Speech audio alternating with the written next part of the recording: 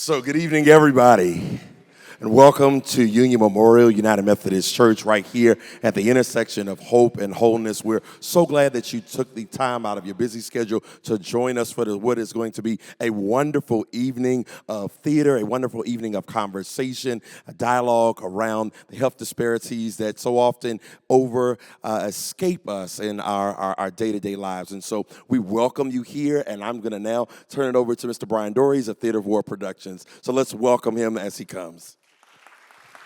Thank you so much.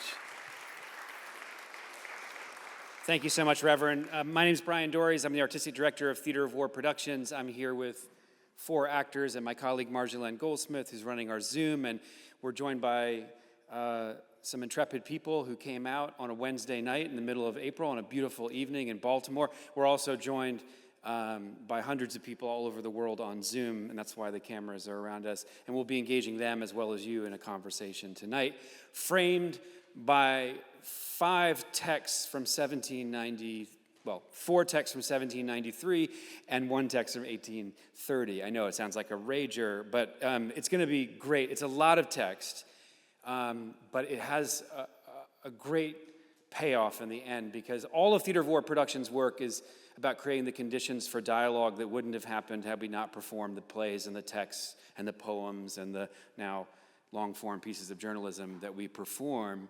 And the most important part of every Theater of War Productions event is the discussion. So I was describing this to some of the tech team earlier, this great team we have tonight, that our projects are kind of inside out. Everything you think you know about the theater, well, forget that. It's the opposite of that, because in fact, the audience is the main character.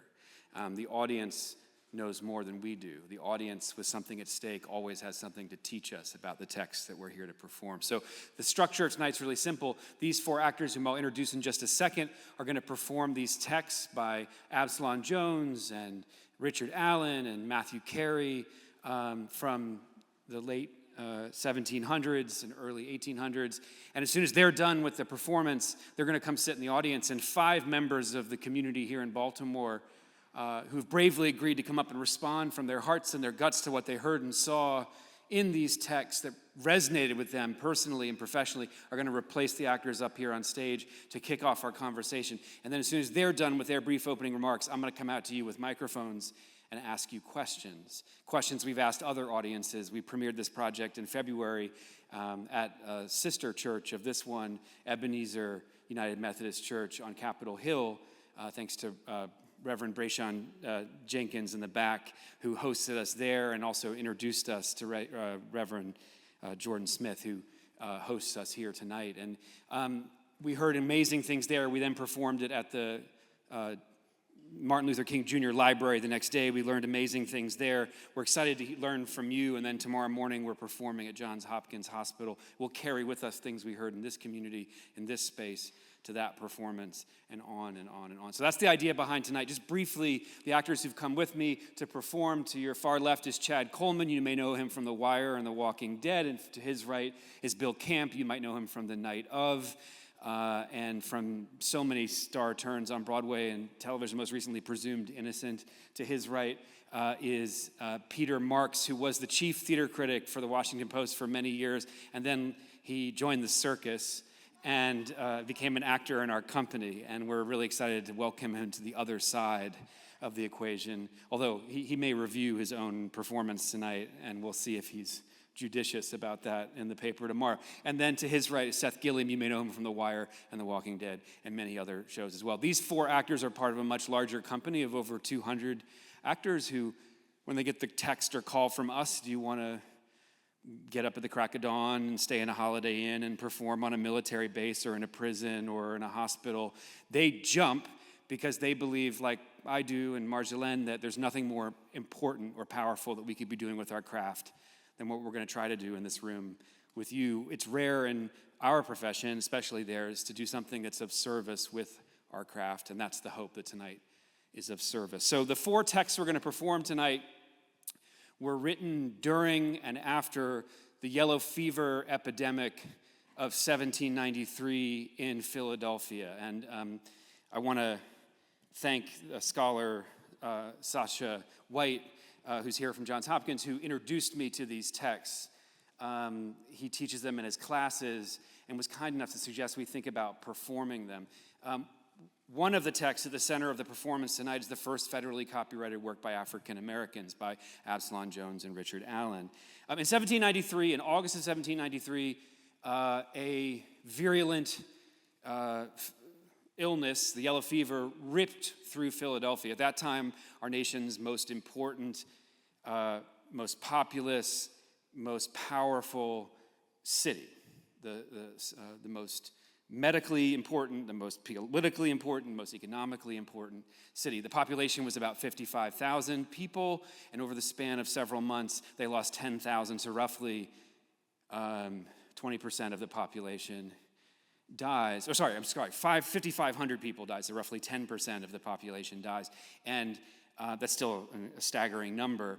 And at this time in Philadelphia, those who had the means to flee the city, just like during the COVID pandemic, left. That means that 20,000 people left. Close to 40% of the population left, including George Washington and members of his cabinet. But for those who stayed, it was a disaster. And one of the populations that stayed was the free black community, because Philadelphia had the largest free black community in the country at that time, which was around 2,000 people strong. So when this happened, the mayor of Philadelphia, Matthew Clarkson, cast about for how to address the problem of the city. They had a shortage of nurses, they had a shortage of caregivers, and there was a widespread medical theory that had been passed down from several doctors of great repute that people of African descent were immune to the yellow fever. Now, just to be clear, in 1793, they were still bleeding people as the primary form of medicine, so we have advanced in our understanding of human medicine, but it is shocking that we are still struggling with this fundamental question about racial biological difference hundreds of years later, whether it exists or not, whether that's even up for debate. But regardless, this theory was put forth, and the mayor of the city, Matthew Clarkson, gathered Absalom Jones and Richard Allen, two civic leaders of the free black community, and entreated them to rally the free black community to come together and serve as nurses and caregivers and undertakers and home health aides for the white community at the height of their suffering during the fever itself. Jones and Allen were founders of the Free African Society. That was the city's first independent black organization, and leaders of the largest free black community in the United States. As I'm sure many of you know, in 1794, Absalom Jones became the first black Episcopal priest, and in 1794, Richard Allen went on to found the AME Church. So they were significant on many levels, not the least of which writing the first federally copyrighted work by African Americans, a refutation that we're going to be performing tonight. And what they're refuting was a history of the yellow fever that was sort of hastily written and published by an Irish-American publisher and publicist named Matthew Carey.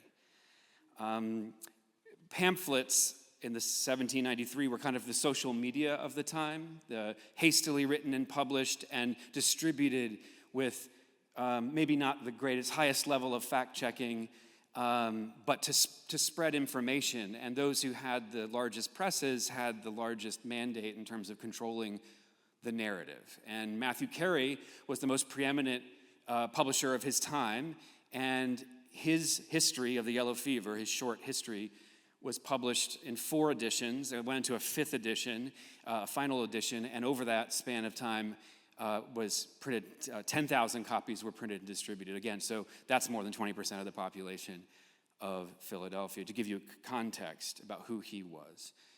One other piece of context I want to give you is that Matthew Carey was one of the people who left the city. So the things he's writing about are things he did not see firsthand. Okay. So without further ado, that's the context I wanted to give you for the performance you're about to hear. You're going to hear a letter by Benjamin Rush, one of the country's founding fathers, played tonight by Peter Marks, a doctor, asking Jones and Allen to serve the white community during their time of need. You're going to hear Matthew Carey's history, our selections from it, performed by Bill Camp.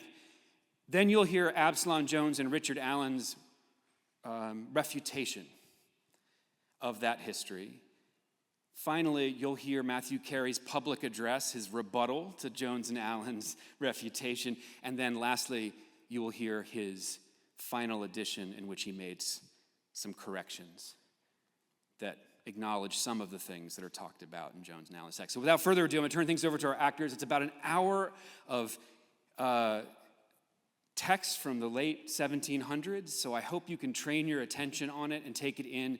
It's a treat to hear these actors make sense of it and render it comprehensible, but I think it's just such a powerful thing that we can be in this sacred space together and share in hearing this text and train our consciousness, not just those of us in the room, but those of us all over the country and the world tuning in tonight. So thank you for your attention, for your consciousness.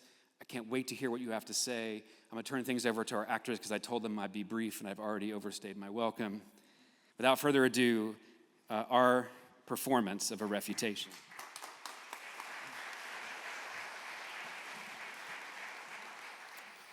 A letter from Benjamin Rush to Absalom Jones and Richard Allen, Philadelphia, September 2nd, 1793. My dear friends, it has pleased God to visit this city with a malignant and contagious fever which infects white people of all ranks, but passes by persons of your color. I have therefore taken the liberty of suggesting to you whether this important exemption which God has granted to you from a dangerous and fatal disorder does not lay you under an obligation to offer your services to attend the sick who are afflicted with this malady. Such an act in your society will render you acceptable to will make people grateful to you, and I hope pleasing in the light of God, who will see every act of kindness done to creatures whom he calls his brethren, as if done to himself. From your sincere friend, B. Rush.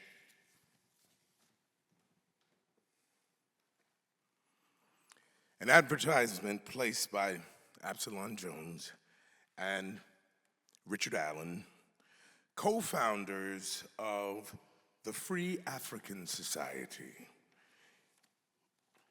In the General Advertiser, Philadelphia, September 11th, 1793. As it is a time of great distress in this city, many people of the black color, under a grateful remembrance of the favor received from the white inhabitants, have agreed to assist them as far as is their power for the nursing of the sick and the burial of the dead.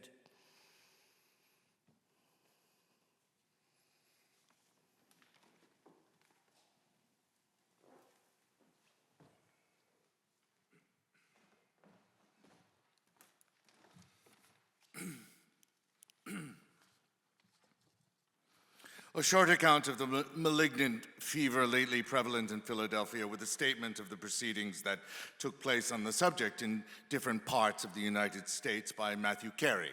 First edition, November 13th, 1793.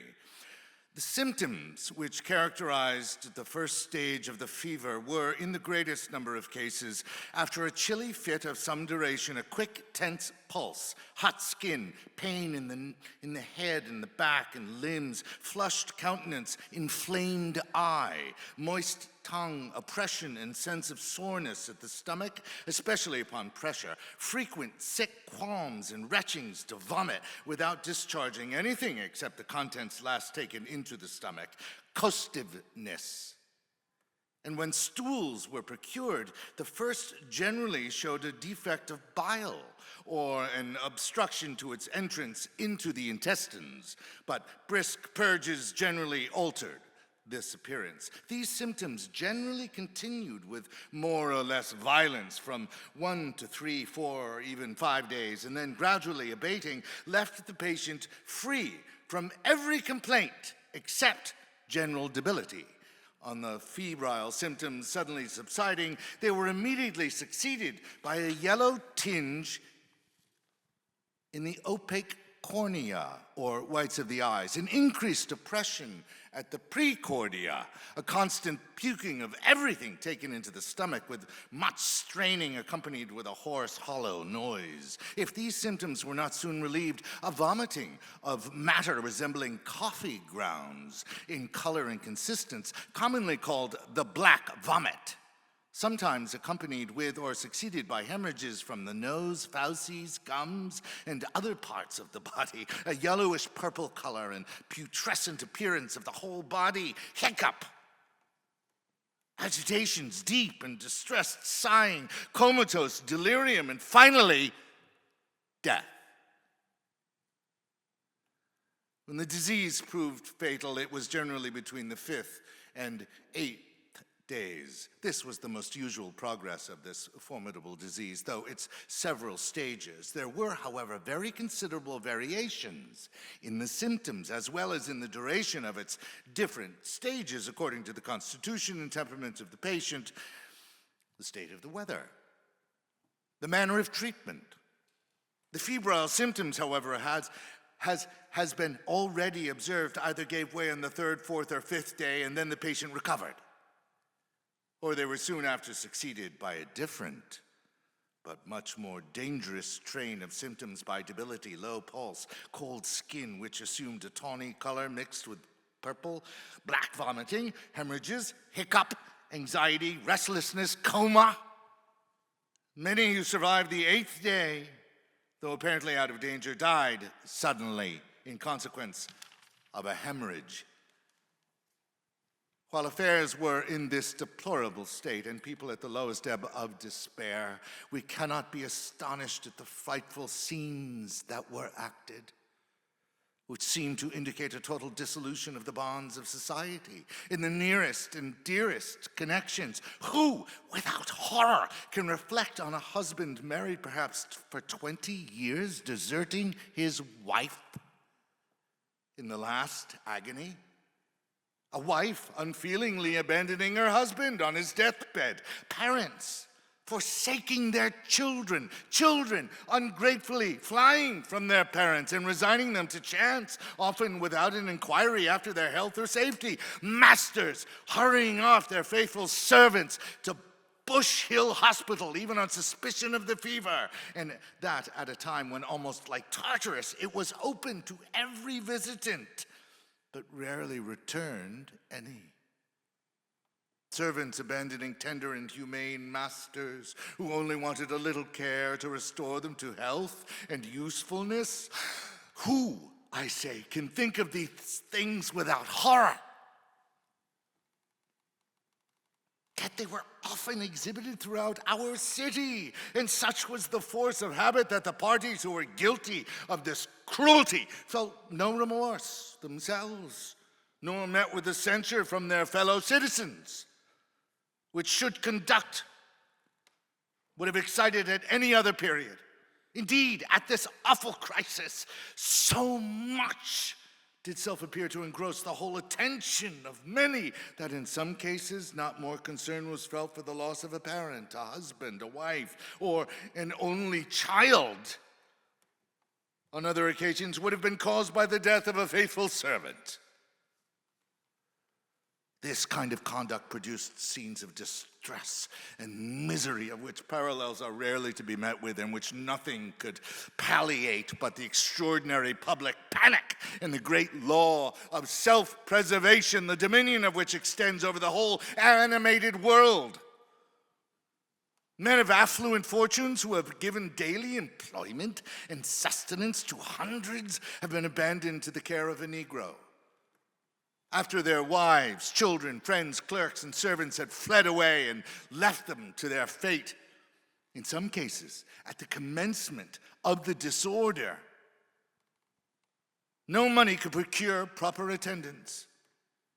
With the poor, the case was, as might be expected, infinitely worse than with the rich. Many of these perished without a human being to hand them a drink of water, to administer medicines, or to perform any charitable office for them. Various instances have occurred, or dead bodies found lying in the streets, persons who had no house or habitation and could procure no shelter. A man and his wife, once in affluent circumstances, were found lying dead in bed.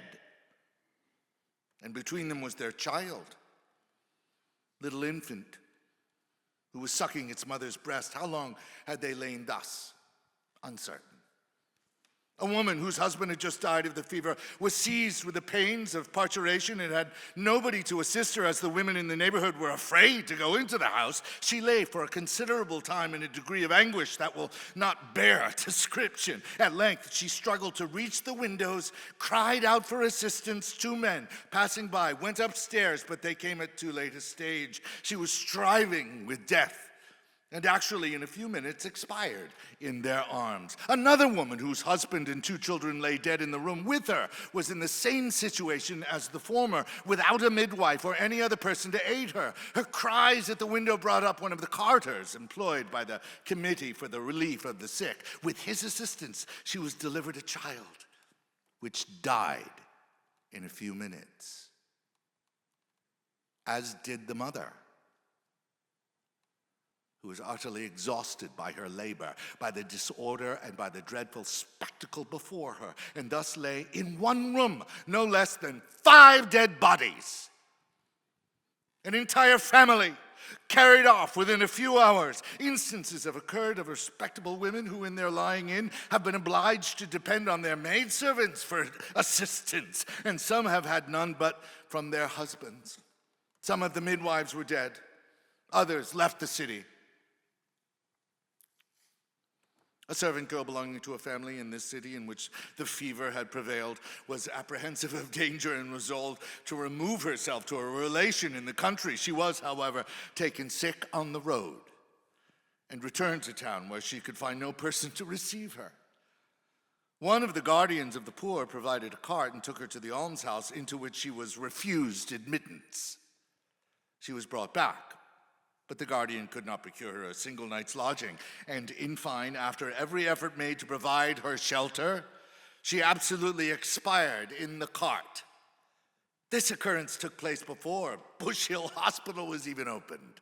To relate all of these frightful cases of this nature that occurred would fill a volume. To pass them over wholly would have been improper. To dwell on them longer would be painful. Let these few, therefore, suffice. Rarely has it happened that so large a proportion of the gentlemen of the faculty have sunk beneath the labors of their very dangerous profession, as on this occasion, in little more than a month. Exclusive of medical students, no less than 10 physicians have been swept off. Hardly one of the practicing doctors that remained in the city escaped sickness. Some were 3, 4, or 5 times confined. To the clergy, it has likewise proved fatal. Exposed in the excise of the last duties to the dying, to equal danger with the physicians, it is not surprising that so many of them have fallen. 6 clergymen have been in the greatest danger from this disorder, but they have all thankfully recovered.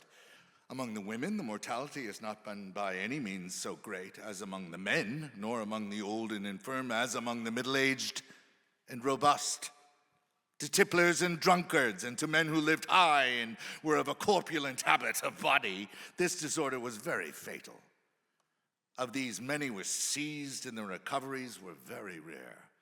To the filles de joie, it has been equally fatal. The wretched, debilitated state of their constitutions rendered them an easy prey to this dreadful disorder, which very soon terminated their miserable career.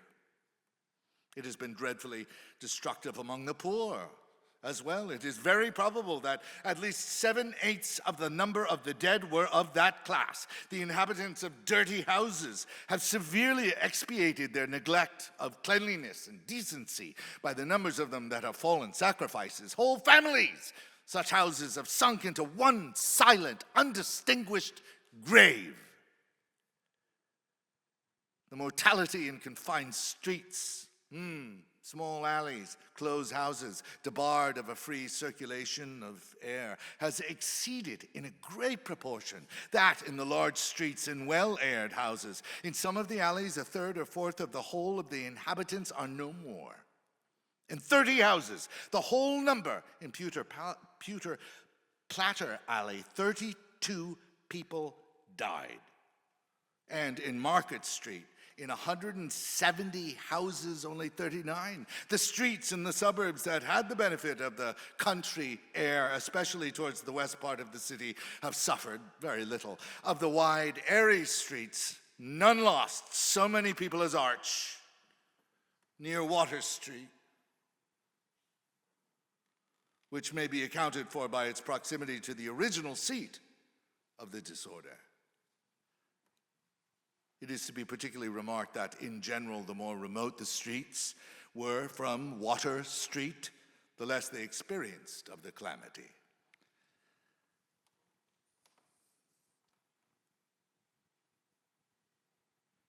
From the effects of this disorder, the French settled in Philadelphia have been in a very remarkable degree exempt. To what this may be owing is a subject deserving particular investigation. By some, it has been ascribed to their despising the danger. But though this may have had some effect, it will not certainly account for it altogether, as it is well known that many of the most courageous persons in Philadelphia have been among its victims. By many of the French, the prevalence and mortality of the disorder have been attributed to the vast quantities of crude and unwholesome fruits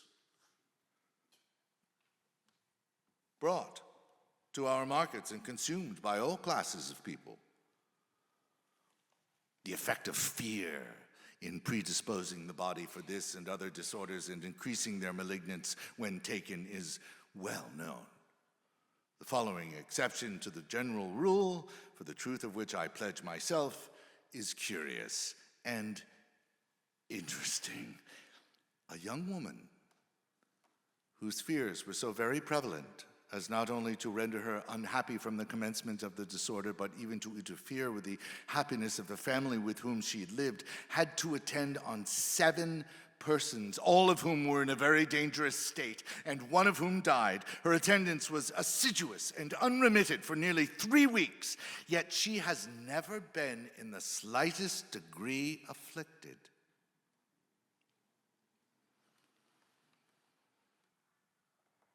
At an early stage of the disorder, the elders of the African church met and offered their services to the mayor to procure nurses for the sick and to assist in burying the dead. Their offers were accepted, and Absalom Jones and Richard Allen undertook the former department, that of furnishing nurses, and William Gray, the latter, the interment of the dead. The great demand for nurses afforded an opportunity for imposition, which was eagerly seized by some of the vilest of the blacks. They extorted $2, $3, $4, even $5 a night for attendance, which should have been well paid by a single dollar. Some of them were even detected in the houses of the sick. But it is wrong to cast a censure on the whole for this sort of conduct. As many people have done, the services of Jones, Allen, and Gray, and others of their color have been very great and demand public gratitude. When yellow fever prevailed in South Carolina, the Negroes, according to that accurate observer, Dr. Lining, were wholly free from it. I quote, "There is something very singular in the constitution of the Negroes," says he, "which renders them not liable to this fever, or though many of them were as much exposed as the nurses to this infection. Yet I never knew one instance of this fever among them, though they are equally subject with the white people to the bilious fever." Unquote. Same idea prevailed for a considerable time in Philadelphia, but it was erroneous. They did not escape the disorder. However, the number of them were seized with it was not great. And as I am informed by an eminent doctor, I quote, "It yielded to the power of medicine in them more easily than whites," unquote.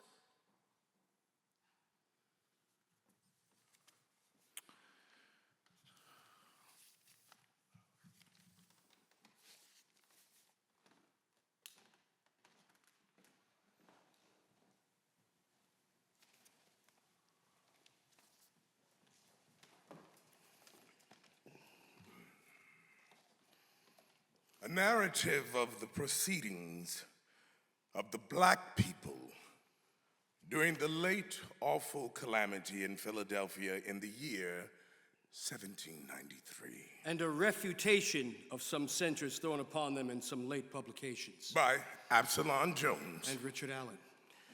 In consequence of a partial representation of the conduct of the people who were employed to nurture the sick in the late calamitous state of the city of Philadelphia, we are solicited by a number of those who feel themselves injured thereby, and by the advice of several respectable citizens, to step forward and declare facts as they really were. Seeing that from our situation, on account of the charge we took upon us, we had it more fully and generally in our power to know and observe the conduct and behavior of those that were so employed.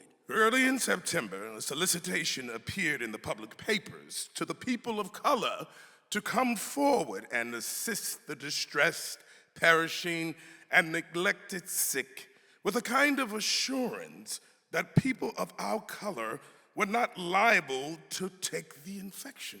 Upon which we and a few others met and consulted how to act on so truly alarming and melancholy an occasion. After some conversation, we found a freedom to go forward, confiding in him who can preserve in the midst of a burning fiery furnace, sensible that it was our duty to do all the good we could to our suffering fellow mortals.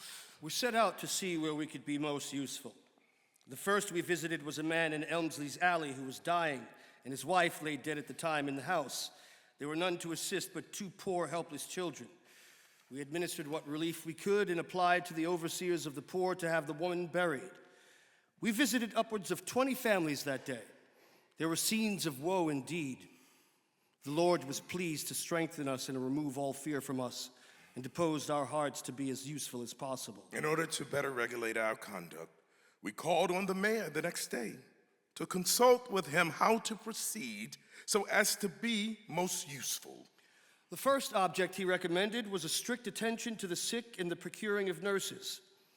This was attended to by Absalom Jones and William Gray, and in order that the distressed might not know where to reply, the mayor advertised the public that upon application to them they would be supplied. Soon after, the mortality increasing, the difficulty of getting a corpse taken away was such that few were willing to do it when offered great rewards. The black people were looked to. We then offered our services in the public papers by advertising that we would remove the dead and procure nurses. Our services were the production of real sensibility. We sought not fee nor reward until the increase of the disorder rendered our labor so arduous that we were not adequate to the service we had assumed. The mortality increasing rapidly obliged us to call in the assistance of 5 hired men in the awful discharge of interring the dead. They, with great reluctance, were prevailed upon to join us. It was very uncommon at this time to find anyone that would go near, much more handle a sick or dead person. Mr. Carey, in page 106 of his 3rd edition, had observed that for the honor of human nature, it ought to be recorded that some of the convicts in the jail, a part of the term whose confinement had been remitted as a reward for their peaceable, orderly behavior, voluntarily offered themselves as nurses to attend the sick at Bush Hill. and have, in that capacity, conducted themselves with great fidelity and care. Here it ought to be remarked, although Mr. Carey hath not done it, that 2/3 of the persons who rendered these essential services were people of color, who, on the application of the elders of the African church, who met to consider what they could do for the help of the sick, were liberated on condition of their doing the duty of nurses at the hospital at Bush Hill, which they as voluntarily accepted to do as they did faithfully discharge this severe and disagreeable duty. May the Lord reward them both temporally and spiritually. When the sickness became general and several of the physicians died, and most of the survivors were exhausted by sickness or fatigue, that good man, Dr. Rush, called us more immediately to attend upon the sick.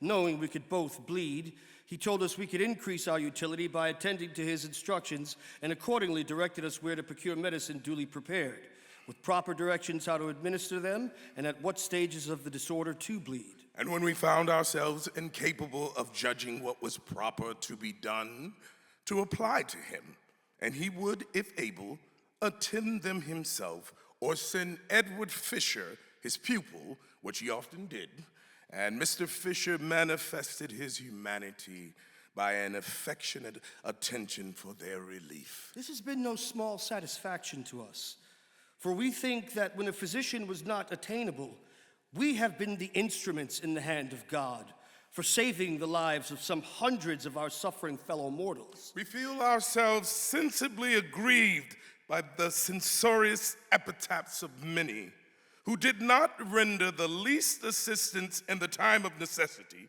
yet are liberal of their censure of us for the prices paid for our services, when no one knew how to make a proposal to anyone they wanted to assist them. At first we made no charge, but left it to those we served in removing their dead to give what they thought fit.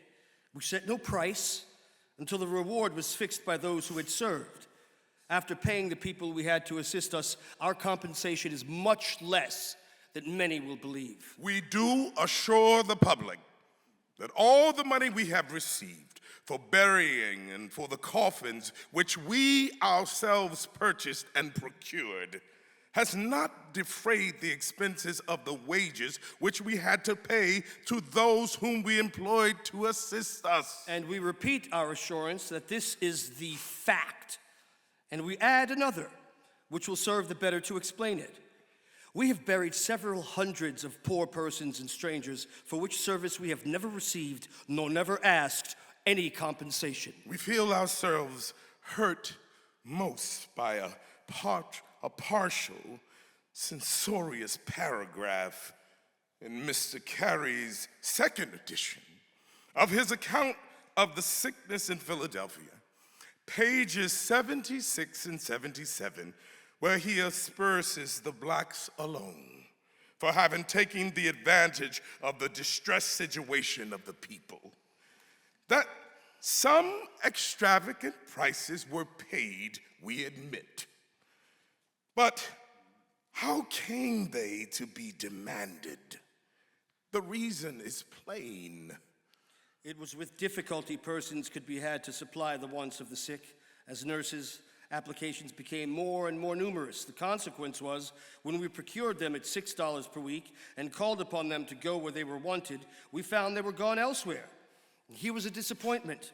Upon inquiring the cause, we found they had been allured away by others who offered greater wages until they got from $2 to $4 per day. We had no restraint upon the people. It was natural for people in low circumstances to accept the voluntary, bounteous reward, especially under the loathsomeness of many of the sick. When nature shuddered at the thoughts of the infection and the talk assigned was aggravated by lunacy and being left much alone with them. Had Mr. Carey been solicited to such an undertaking for hire, query, what would he have demanded? But Mr. Carey, although a chosen member of that band of worthies who have so eminently distinguished themselves by their labors for the relief of the sick and helpless, yet quickly after his election left them to struggle with their arduous and hazardous talk by leaving the city. It is true, Mr. Carey was no hireling and had a right to flee, and upon his return to plead the cause of those who fled. Yet we think he was wrong in giving so partial and injurious an account of the black nurses. If they have taken advantage of the public distress, is it any more than he hath done of its desire for information? We believe he has made more money by the sale of his scraps than a dozen of the greatest extortioners among the black nurses. The great prices paid did not escape the observation of that worthy and vigilant magistrate, Matthew Clarkson, mayor of the city and president of the committee. He sent for us and requested we would use our influence to lessen the wages of the nurses. But on informing him of the cause, i.e., that of the people overbidding one another, it was concluded unnecessary to attempt anything on that head. Therefore, it was left to the people concerned. That there were some few black people guilty of plundering the distressed, we acknowledge. But in that they are only pointed out and made mention of, we esteem partial and injurious. We know as many whites who were guilty of it, but this is looked over, while the blacks are held up to censure. Is it a greater crime for a black to pilfer than for a white to privateer? Now, we wish not to offend, but when an unprovoked attempt is made to make us blacker than we are, it becomes less necessary to be overcautious on that account. Therefore, we shall take the liberty to tell of the conduct of some of the whites. We know 6 pounds were demanded by and paid to a white woman for putting a corpse into a coffin, and $40 was demanded and paid to 4 white men for bringing it down the stairs. Mr. and Mrs. Taylor both died in one night. A white woman had the care of them. After they were dead, she called on Jacob Service, Esquire, for her pay, demanding 6 pounds for laying them out. Upon seeing a bundle with her, he suspected she had pilfered. On searching her, Mr. Taylor's buckles were found in her pocket, with other things. An elderly lady, Mrs. Maloney, was given into the care of a white woman. She died. We were called to remove the corpse. When we came, the woman was laying so drunk that she did not know what we were doing. But we know that she had one of Mrs. Maloney's rings on her finger and another in her pocket. And Mr. Carey tells us Bush Hill exhibited as wretched a picture of human misery as ever existed. A prolific and abandoned set of nurses and attendants, hardly any of good character could at that time be procured, rioted on the provisions and comforts prepared for the sick, who, unless at the hours when the doctors attended, were left almost entirely destitute of every assistance. The dying and the dead were indiscriminately mingled together. The ordure and other evacuations of the sick were allowed to remain in the most offensive state imaginable. Not the smallest appearance of order or regularity existed. It was in fact a great human slaughterhouse where numerous victims were immolated at the altar of intemperance. It is unpleasant to point out the bad and unfeeling conduct of any color. Yet the defense we have undertaken obliges us to remark that although hardly any of good character at that time could be procured, yet only 2 black women were at this time in the hospital, and they were retained and the others discharged when it was reduced to order and good government. The bad consequences many of our color apprehend from a partial relation of our conduct are that it will prejudice the minds of the people in general against us, because it is impossible that one individual can have knowledge of all. Therefore, at some future day, when some of the most virtuous that were upon most praiseworthy motives, induced to serve the sick, may fall into the service of a family that are strangers to him or her, and it is discovered that this is one of those stigmatized wretches, what may we suppose will be the consequence? Is it not reasonable to think the person will be abhorred, despised, and perhaps dismissed from employment to their great disadvantage? Would not this be hard?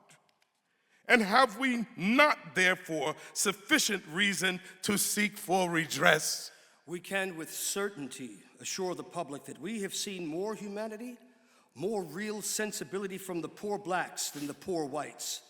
When many of the former of their own accord rendered services where extreme necessity called for it, the general part of the poor white people were so dismayed that instead of attempting to be useful, they in a manner hid themselves. A remarkable instance of this. A poor, afflicted, dying man stood at his chamber window, praying and beseeching everyone that passed by to help him to a drink of water. A number of white people passed, and instead of being moved by the poor man's distress, they hurried as fast as they could out of the sound of his cries, until at length a gentleman who seemed to be a foreigner came up. He could not pass by, but had no resolution enough to go into the house. He held $8 in his hand and offered it to several as a reward for giving the poor man a drink of water, but was refused by everyone until a poor black man came up. The gentleman offered the $8 to him if he would relieve the poor man with a little water. "Master," replied the good-natured fellow, "I will supply the gentleman with water, but surely I will not take your money for it."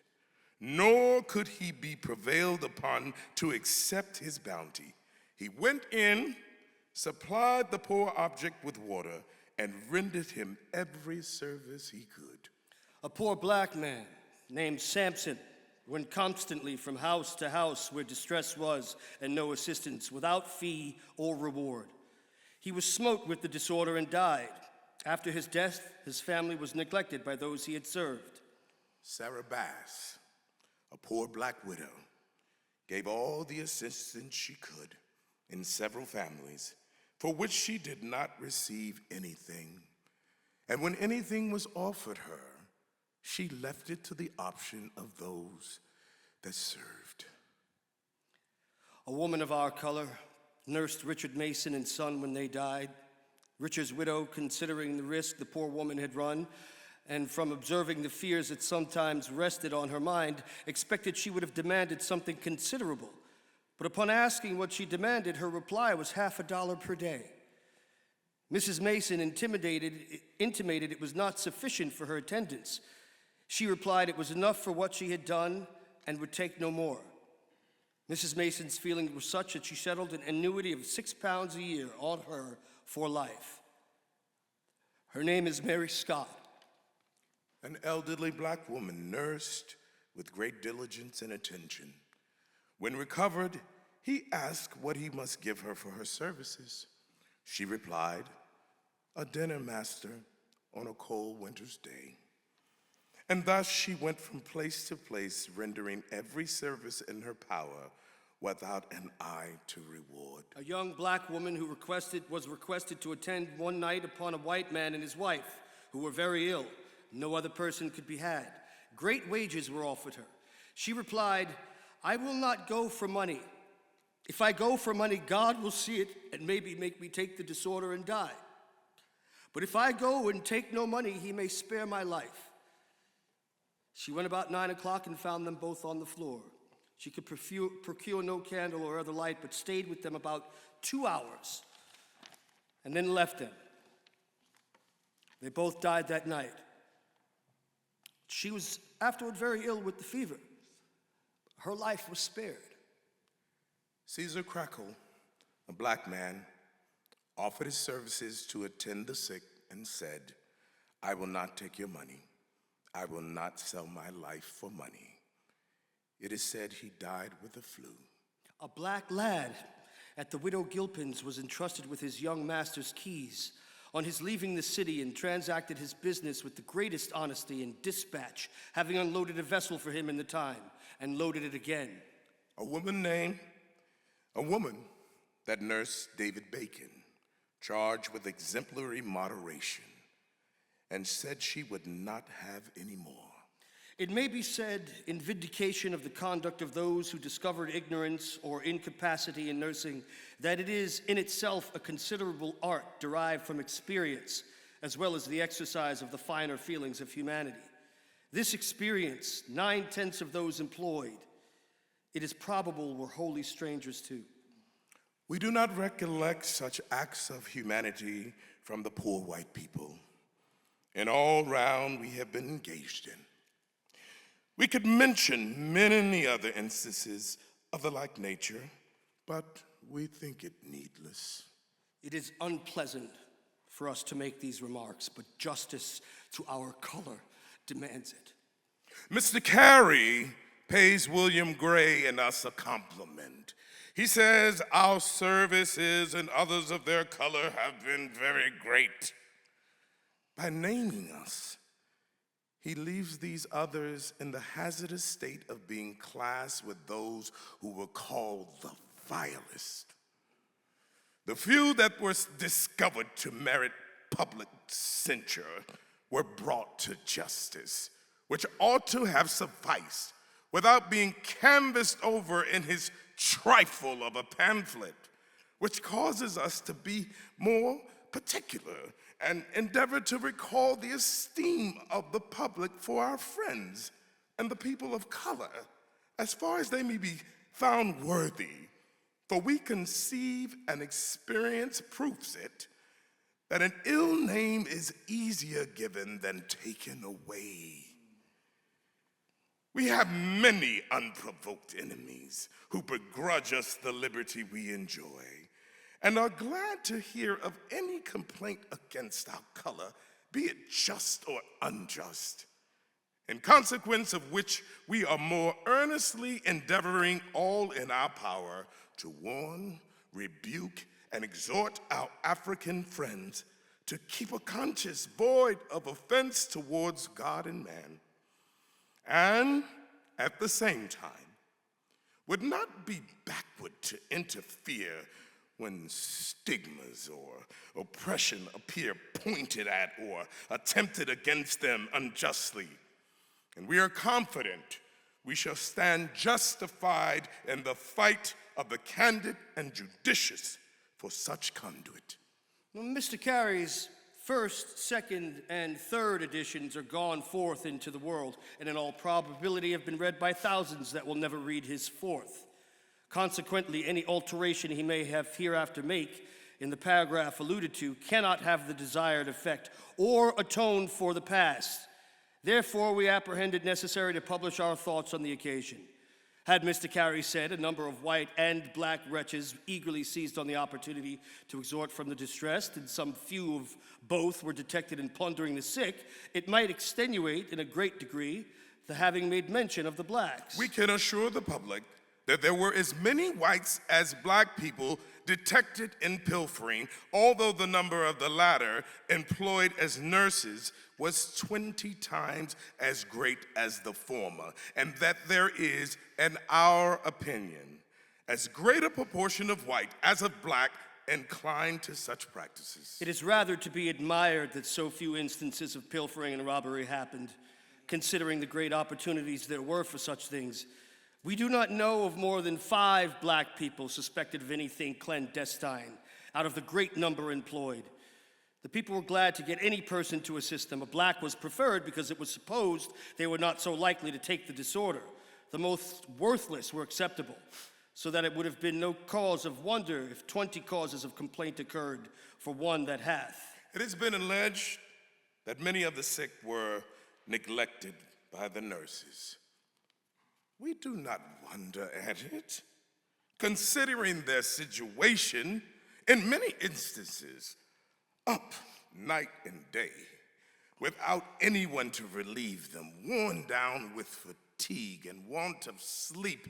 They could not, in many cases, render the assistance which was needful. Where we visited, The causes of complaint on this score were not numerous. The case of the nurses in many instances were deserving of commiseration, the patient raging and frightful to behold. It is frequently required 2 persons to hold them from running away. Others have made attempts to jump out of a window. In many chambers they were nailed down and the door was kept locked to prevent them from running away or breaking their necks. Others lay vomiting blood and screaming enough to chill them with horror. Thus were many of the nurses circumstanced, alone, until the patient died, then called away to another scene of distress, and thus have been for a week or 10 days left to do the best they could without any sufficient rest, many of them having some of their dearest connections sick at the time and suffering for want, while their husband, their wife, father, mother, and other family members have been engaged in the service of the white people. We mentioned this to show the difference between this and nursing. In common cases, we have suffered equally with the whites. Our distress hath been very great, but much unknown to the white people. Few have been the whites that paid attention to us while the black were engaged in the other services. We can assure the public we have taken 4 or 5 black people in a day to be buried. In several instances, when they have been seized with sickness while nursing, they have been turned out of their house and wandering and destitute until taking shelter wherever they could, as many of them would not be admitted to their former homes. They have languished alone. And we know of one who even died in a stable. Others acted with more tenderness. When their nurses were taken sick, they had proper care taken of them at their houses. We know of 2 instances of this. It is even to this day a generally received opinion in the city that our color was not so liable to the sickness as the whites. We hope our friends will pardon us for setting this matter in its true state. The public were informed that in the West Indies and other places where this terrible malady had been, it was observed the blacks were not affected with it.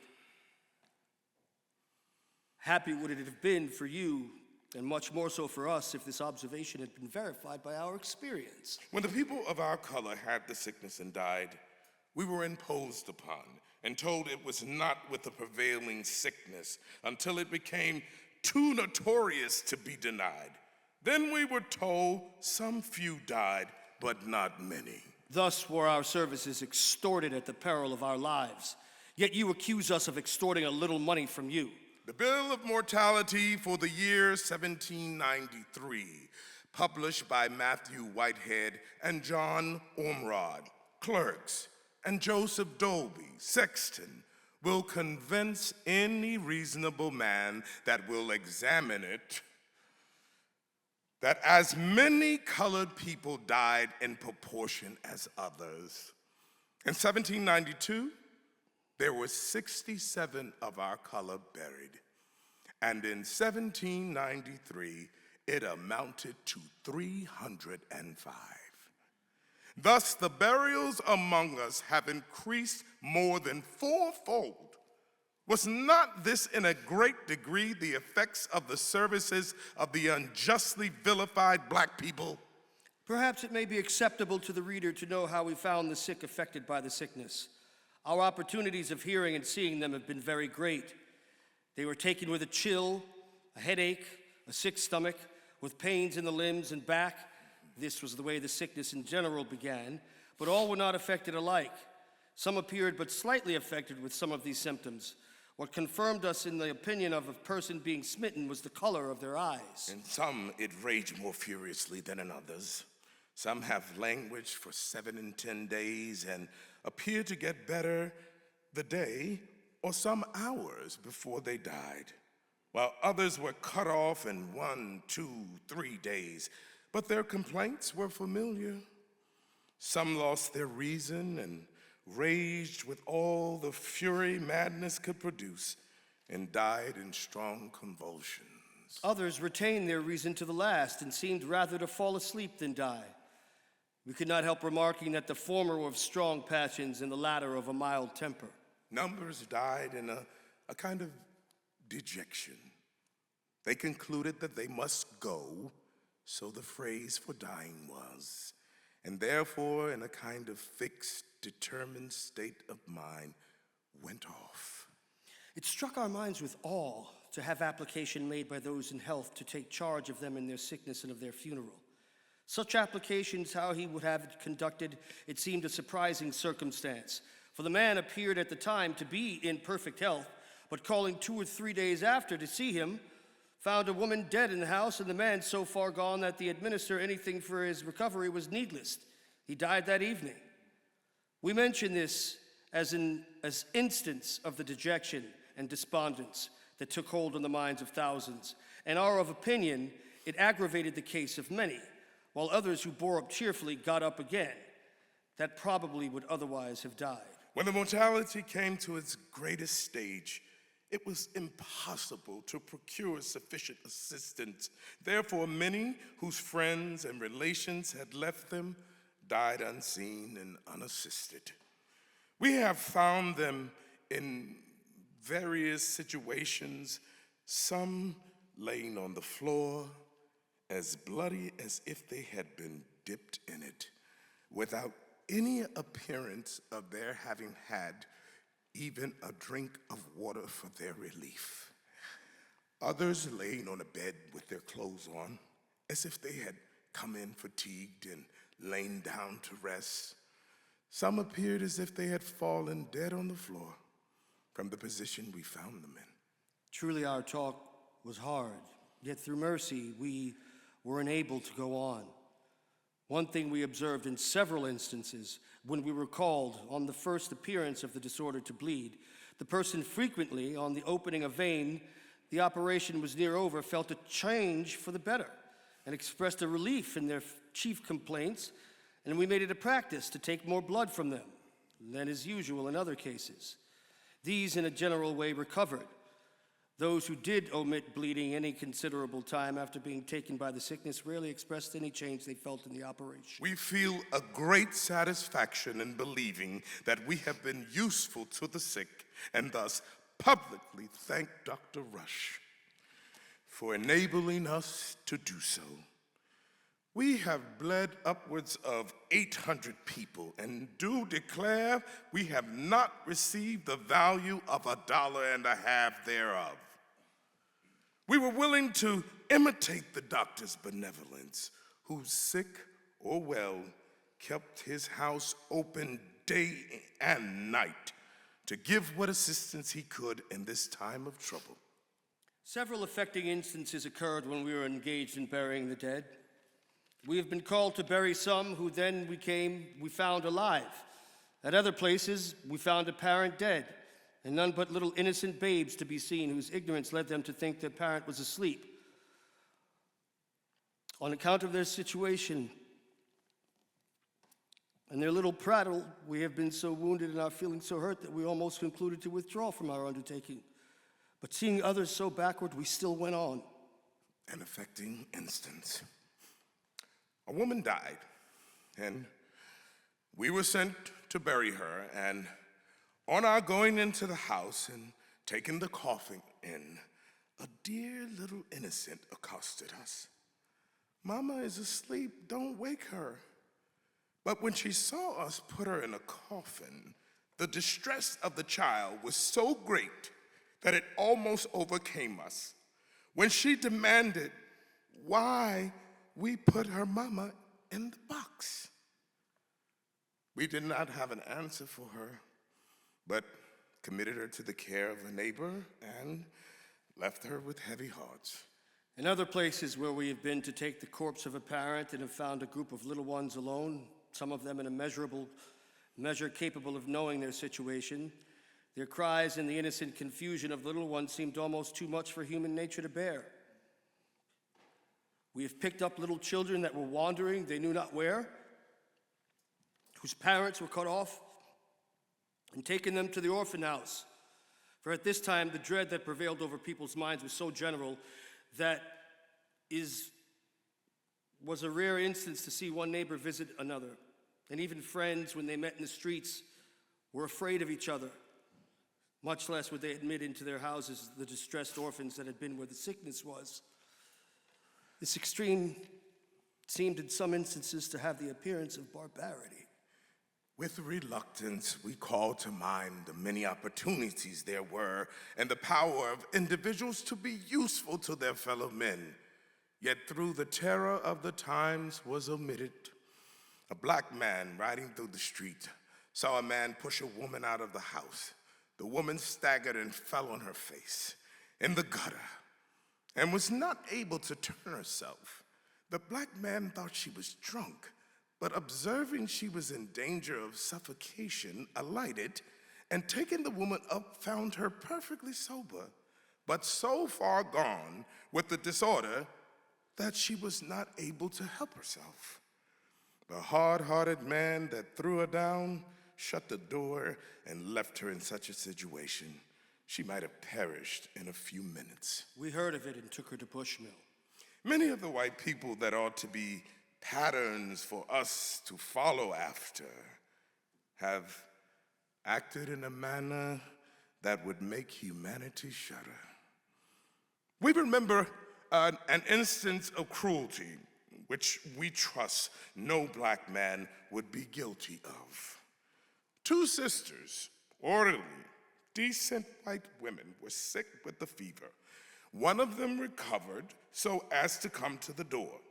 A neighboring white man saw her and, in an angry tone, asked her if her fever was dead or not. She answered no, upon which he replied, "Damn her. If she don't die before morning, I will make her die." The poor woman, shocked at such an expression from this monster of a man, made a modest reply, upon which he snatched up a tub of water and would have dashed it over her if he had not been prevented by a black man. He then went and took a couple of fowls out of a coop which had been giving them for nourishment and threw them into an open alley. He had his wish. The poor woman that he would make die died that night. A white man threatened to shoot us if we passed by his house with the corpse. We buried him 3 days later. We have been pained to see the widows come to us, crying and wringing their hands and in very great distress, and on account of their husband's death, have nobody to help them. They were obliged to come to get their husbands buried. Their neighbors were afraid to go to their help or to condole with them. We ascribe such unfriendly conduct to the frailty of human nature and not to the willful unkindness or hardness of heart. Notwithstanding the compliment Mr. Carey hath paid us, we have found reports spread of our taking between 100 and 200 beds from houses where people died. Such slanderers as these who propagate such willful lies are dangerous, although unworthy of notice. We wish if any person hath the least suspicion of us, they would endeavor to bring us to the punishment which such atrocious conduct must deserve, and by this means the innocent will be cleared from reproach and the guilty known. We shall now conclude with the following old proverb, which we think applicable to those of our color who exposed their lives in the late afflicting dispensation.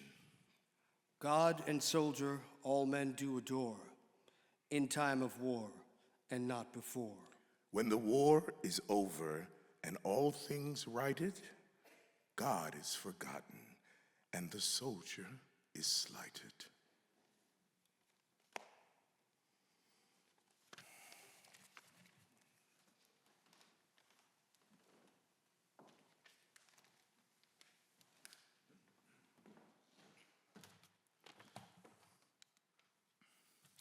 Address of Matthew Carey to the public. Philadelphia, April 4th, 1794. Since I have taken up the pen, it may not be amiss to offer a few observations respecting a publication ushered into the world by Absalom Jones and Richard Allen, two free Africans, in which abuse is very liberally bestowed on me. At the time of its appearance, I judged it undeserving of notice. Was determined in silence to let the public decide on the justice of their appeal. From this determination should not have departed had I not engaged in the present to reply to Argus, though it might be advisable to touch on the other attack. The paragraph which has called forth the indignation of Jones and Allen and afforded them an excuse for no small portion very indecent, unjust, and ungrateful reflections on me is the following, quote, the great demand for nurses afforded an opportunity for imposition which was eagerly seized by some of the vilest of the blacks. They extorted $2, $3, $4, even $5 a night for attendance, which would have been well paid by a single dollar. Some of them were even detected in plundering the houses of the sick. But it is unjust to cast a censure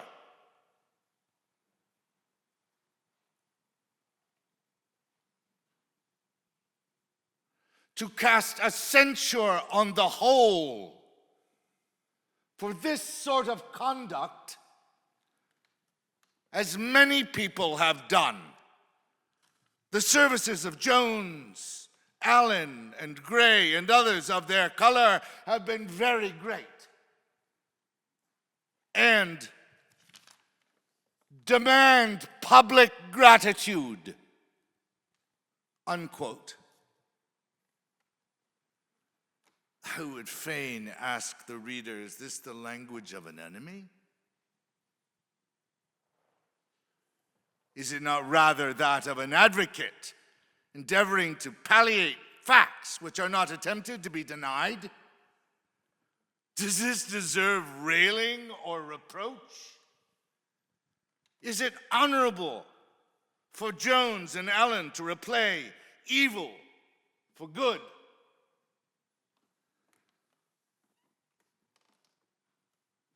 A short account of the malignant fever lately prevalent in Philadelphia, with a statement of the proceedings that took place on the subject in different parts of the United States, by Matthew Carey, final edition, 1830. When the yellow fever prevailed in South Carolina, the Negroes, according to that accurate observer, Dr. Lining, were wholly free from it. Quote, there is something very singular in the constitution of the Negroes, he says, which renders them not liable to this fever. For though many of them were as much exposed as the nurses to this infection, yet I never knew one instance of this fever among them, though they are equally subject with the white people to the bilious fever, unquote.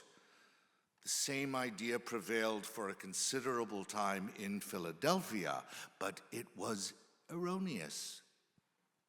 They did not escape the disorder.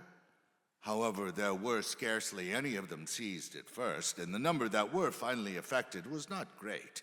And it is asserted by an eminent doctor, quote, it yielded to the power of medicine in them more easily than in the whites, unquote. The error that prevailed on this subject had a salutary effect, for at an earlier period of the disorder, few white nurses could be procured. And had the Negroes been equally terrified, the sufferings of the sick, great as they actually were, would have been exceedingly aggravated. At the period alluded to, the elders of the African church met and offered their assistance to the mayor to procure nurses for the sick and aid in burying the dead. Their offers were accepted, and Absalom Jones, Richard Allen, and William Gray undertook the management of these two several services. The great demand for nurses afforded an opportunity for imposition, which was eagerly seized by some of those who acted in that capacity, both colored and white.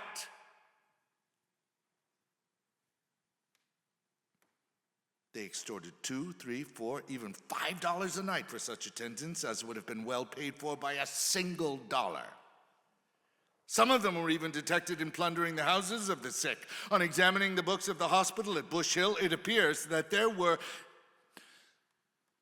nearly 20 colored people received there, of whom about 3/4 died.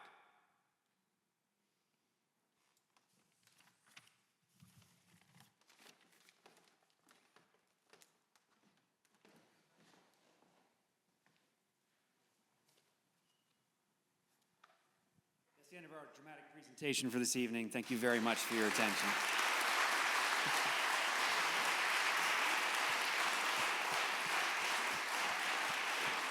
Thank you, guys. While the actors are coming down, I'd like to invite our panelists to come around, and the actors are going to come take the panelists' space, and the panelists are going to take the actors' spot, and we're actually going to set up some mics, so forgive us if we're moving things around as it's happening. But while that's happening, I'm going to just vamp for a second and plant the first seed of the first question I'm going to ask you as an audience as soon as we hear from our panelists. And this is for you in the room. This is also for the hundreds of people watching on Zoom all over the world. So this text, or these texts that you heard tonight, pamphlets, letters, advertisements, rebuttals that the actors just performed, were written in our nation's capital over 231 years ago, during Philadelphia's yellow fever epidemic of 1793. Despite the distance of time, what resonated with you at the performance tonight? What touched you? What was true? Apocryphally, Mark Twain is quoted as saying that history doesn't repeat itself, it rhymes. It's not clear whether he actually said that or not, but it's useful, I think, sometimes in thinking about history as something that isn't necessarily a linear process or progress. So I guess I would add to my question, what resonated with you, what touched you, what was true, and what rhymed? We're going to return to that in just a few seconds. Before we do, I'm going to turn things over to our panelists. What I forgot to mention was whoever's making the best eye contact gets to go first. What do you think? I actually don't know. They're all making really great eye contact right now. Crystal, do you mind going first? You looked at me the first, so I'm going to go over to you. Yeah. Do you mind introducing yourself, excuse me, and then going directly from your introduction into your immediate response? Good evening, everyone. My name is Dr. Crystal DeVance Wilson, and I am a nurse.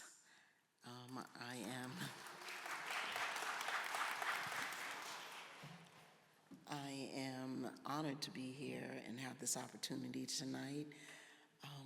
So much resonated with me, and as a woman, as a Black woman, as a nurse, I was chilled by the recitation of these experiences, but in terms of rhyming, just about everything.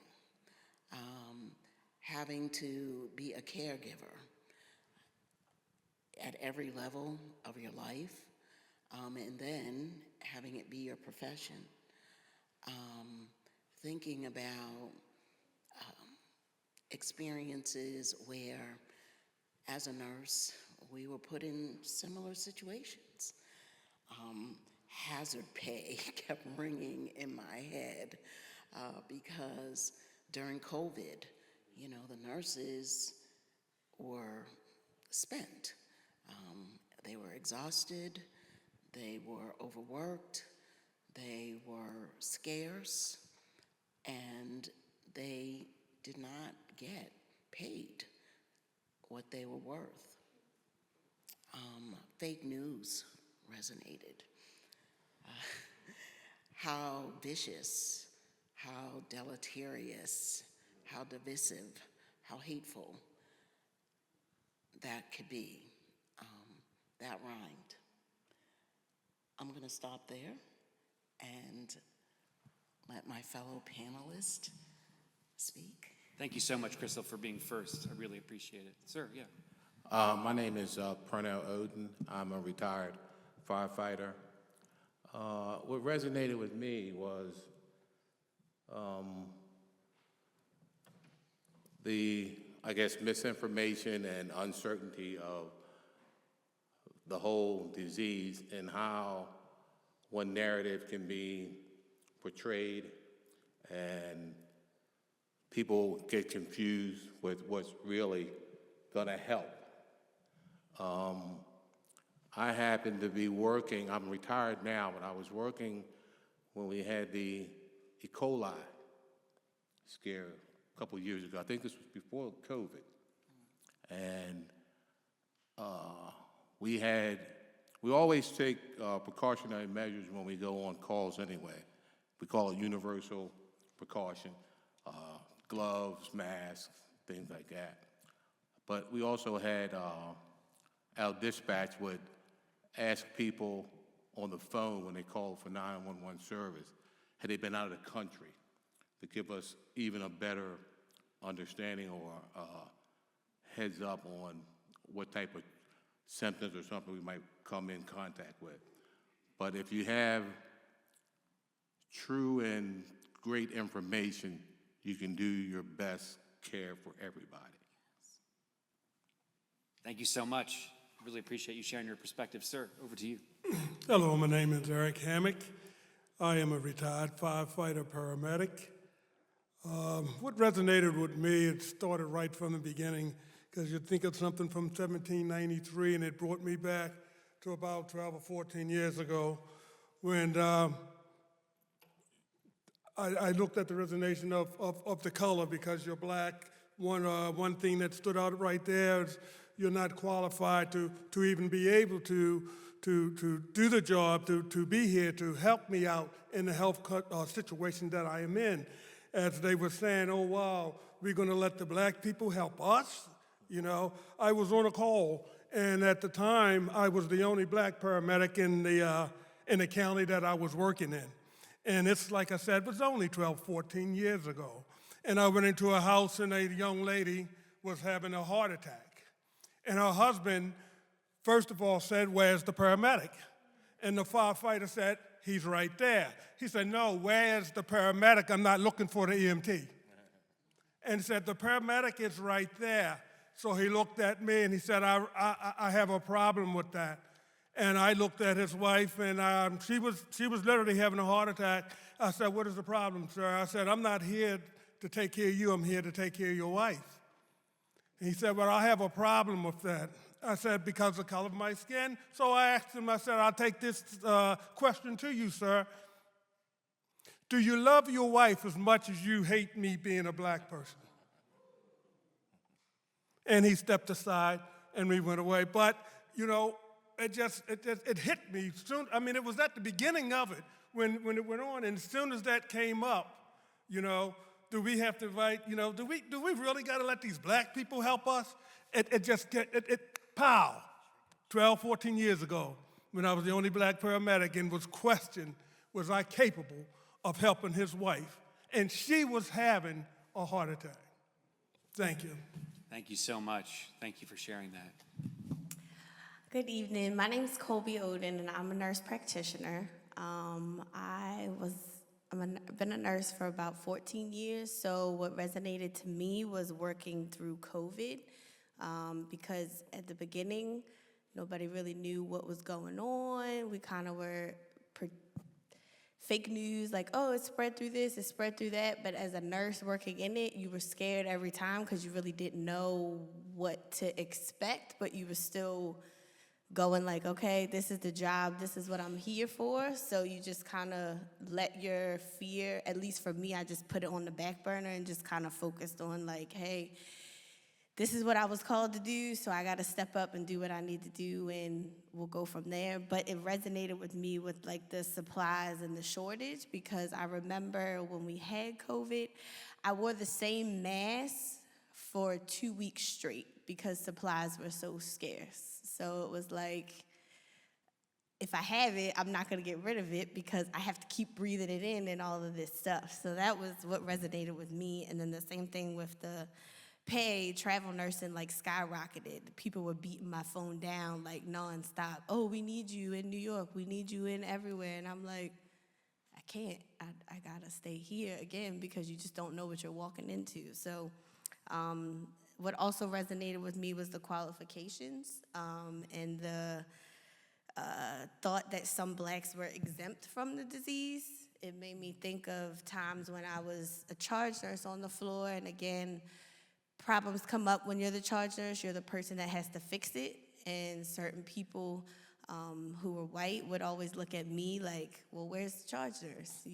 I'm right here. And they're like, no, it can't be you. Like, you're too young. Or that was, to me, the cover-up. But it was like, oh, well, I guess I guess I have to talk to her. And then it was, oh, never mind. I'll just wait till the morning because I work night shift. And I was like, okay, whatever.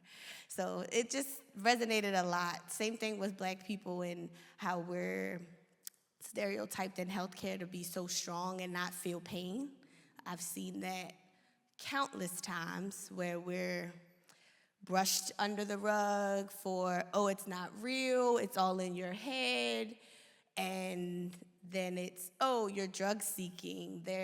It's just a whole thing of these social media things nowadays, but brochures back then. So that's what all resonated for me. Thank you so much. I really appreciate all of that. Thank you. Hi, everyone. My name's Dominique Kahn, and my background is in public health and policy.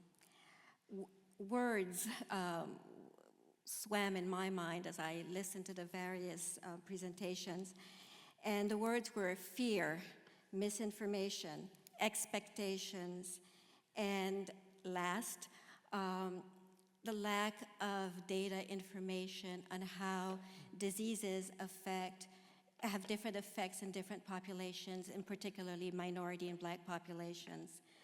I found the misinformation from Mr. Carey's publications very, very interesting. In those as well, his expectation that somehow Blacks were to provide these services free of charge, or that somehow a population that no one really thought of as a part of humanity suddenly had the unequal expectation of having to surmount all and be extremely humane towards the whites who were ill. And I found that very interesting.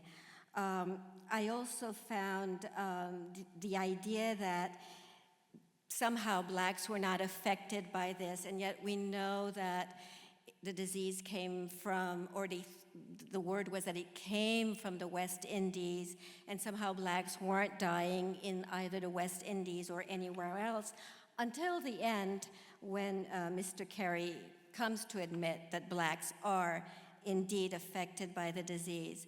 And at this time, I think it was prior to learning that yellow fever was caused by a mosquito, so the fear that you would get it from someone else was quite high, but somehow that Blacks weren't able to get it themselves. All this also brought back some memories of experiences for me. I was in public health school the fall semester of 1981, and where I was training, there were suddenly many Haitians who were coming to hospitals, and no one was able to speak with them, so I do speak Creole, and so I was called to translate. It was, the disease was nicknamed by a lot of people in the hospital as the 4 H's. So it was homosexuals, hemophiliacs, heroin users, and Haitians.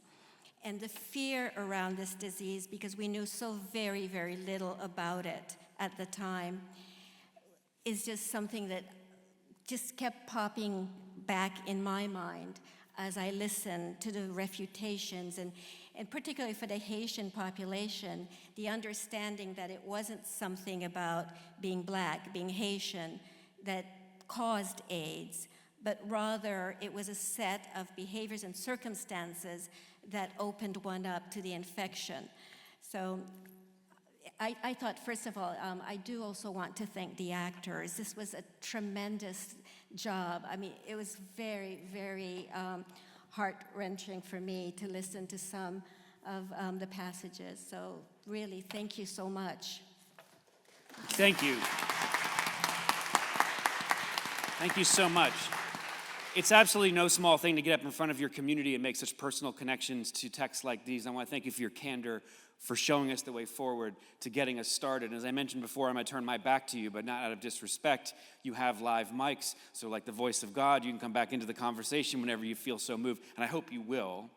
But now I'm going to turn out to the audience out here, and hopefully they'll follow your lead of what I told the panel is that in our model, our best panelists take the risk of not sounding brilliant.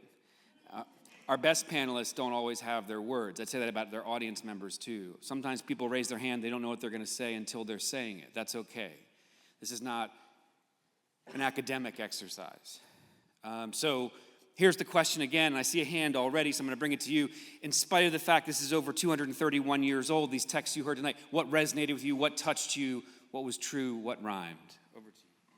So, my name is Shantae Daniels, and what touched me is that my mother was a sickle cell anemia. And so, that was a long time ago when she was diagnosed. They didn't know what it was. They thought it was rheumatic fever. They treated her for rheumatic fever for much of her life. And then she was diagnosed when I was born, which was also not a good thing for her, if anybody knows about treating sickle cells. So I'm a very fortunate person that she decided to say, yes, I'll have my baby. So that's one thing. But in her research, they found out that the only thing that sickle cell was good for is if you lived in Africa and it saved you from malaria. So that it triggered me when I heard that you think that it was caused from mosquitoes, which at that time they were not testing for sickle cell. So here goes, where I am not an academic, I'm not a scholar, I'm just going by my feelings. And one thing I will say is that everything that you said there is that we are not different as people. But I will tell you one thing that is very different about us, is that we always fall back on our spiritual and our God. And that seems to be the thing that really divides us. I'm not saying that other people can't be spiritual. That's not what I'm saying. It's that back then, and you think of all of the things that Black people endured, they always fell to the God. And I say the God because they were not taught about the God until they were converted from heathenism, but they did believe in something. And that is what the strength of overcoming illness and being able to take care of people differently and sets us apart. So it's always going to assume that we are the stronger of humanity. It's not that. It's that we believe in humanity and that we use that to treat and to save others. Thank you so much for being first. Was your hand up? Yeah, I love that distinction that you made. I was listening to these two actors. Chad had done it before, but it was Seth's first time. And I was thinking about Absalom Jones and Richard Allen, and how they were kind of channeling and marshaling as these two faith leaders in their community, a kind of spiritual presence in their description of the humanity of the people that they'd worked and served alongside. And I love this idea that can be mistaken for a kind of invincible strength and then taken advantage of by people who might not share that strength in the same way. I really think that's a powerful thing to bring into the room. Yeah, over to you.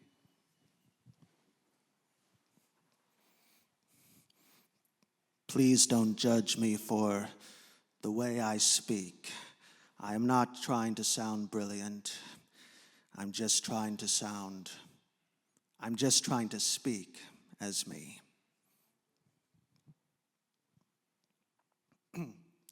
My name is Ben. In many ways, I have been privileged to the point where I might have had access to isolation that many people never will. So if in saying this I sound more like Carey than I want to, by all means speak up and stop me. But in this telling, I see a theme that is quite prevalent in both fiction and nonfiction, that of the line between who is a bully and who is, for lack of a perfect antonym to the word bully, a soldier.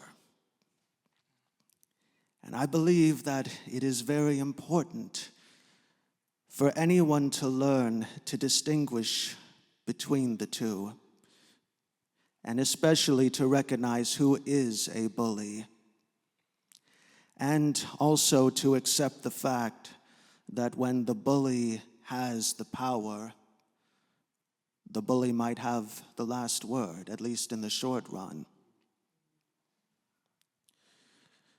But if you can come up with the kind of refutation that this story is about, it's very real, but to me, it has the power of any story of power I have encountered.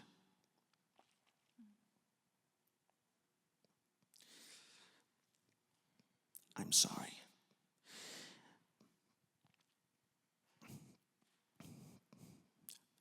In any story where a refutation takes place, its power comes from its ability to bring people back, to study it, to analyze it, and to continue questioning it, and in a way that that proves that it endures, even over the bully's last word from its own time. I believe that that is an important theme, and that it is one among many such happenings.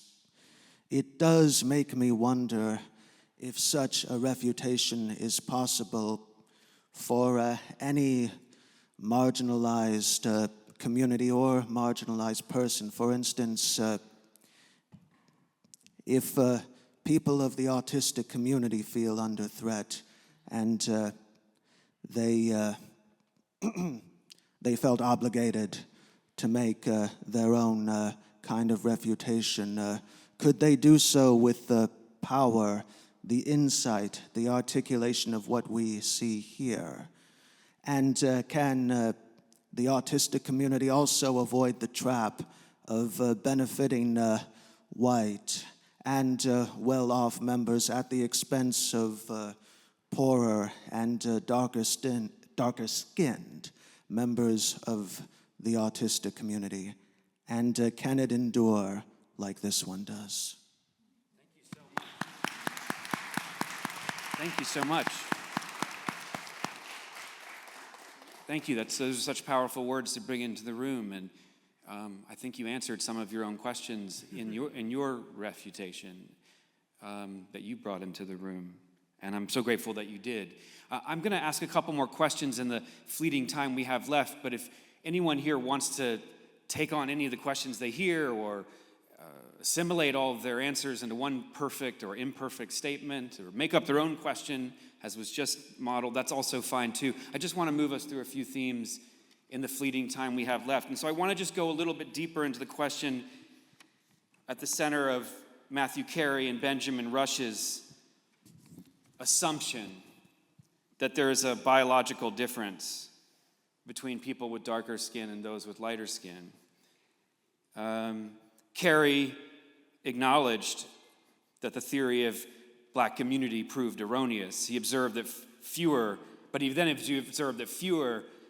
blacks or African Americans were seized by the disorder, and that it yielded to the power of medicine more easily in them than the whites. Both Rush and Carey and many others, the doctor Lining, who was invoked at the beginning, reinforced the idea that blackness is a significant sign of medical difference, an idea that we still hear being spoken about in public and in public office still today. So my question is basically, how do these types of narratives, these erasures, these ideas about racial difference, continue to reinforce the inequities and adverse health outcomes that many experience today? And I think more specifically to those in the room, was anybody moved or touched or shaken by that presumption of difference that's at the center of the narratives that you heard tonight? Yes, ma'am. Hi, good evening. My perspective is absolutely, I was shaken by it. And I lean toward maternal health, particularly for women of color, particularly for Black women. I opted to have home birth in lieu of going into a hospital. And I ended up having a greater experience in birthing with nurse practitioners and certified nurse midwives because of their level of care, their kind of care. And when I did have to interface with an emergency situation in gynecology, I experienced being treated similar to a lab rat.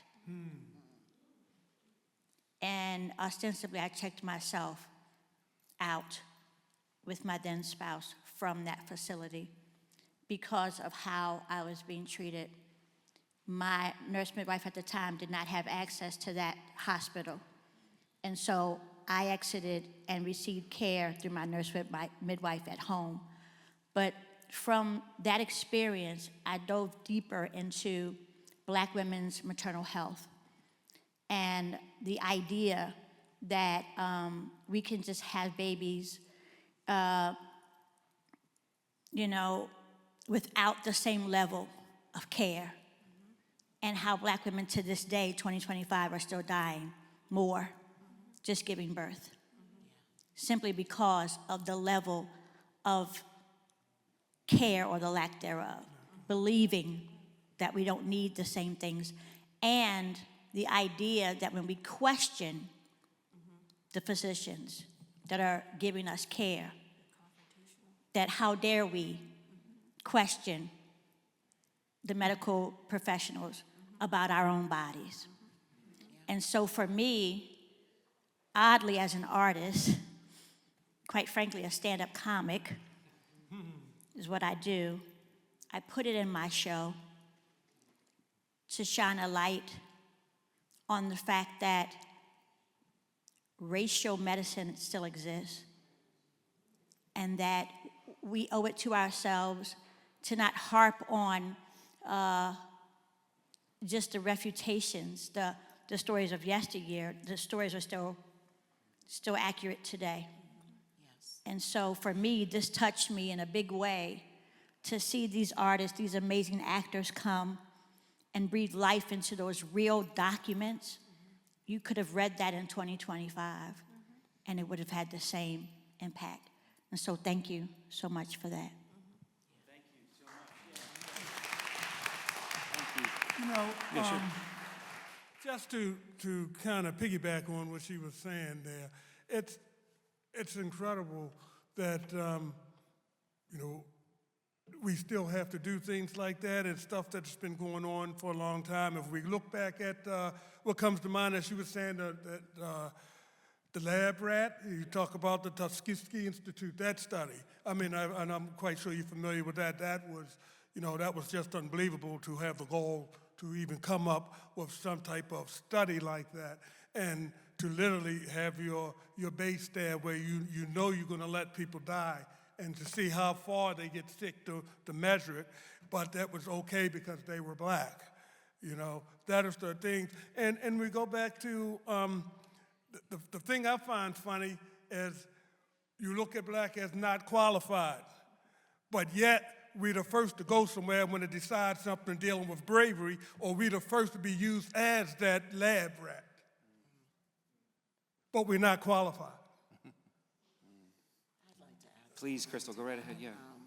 When you talked about, your pregnancies and how you chose to work with providers who respected you, listened to you, I was reminded of many women who go, Black women, women of color who go to have babies, and because they've had a cesarean in the past, automatic cesarean, the risks that come with any kind of abdominal surgery are incredible.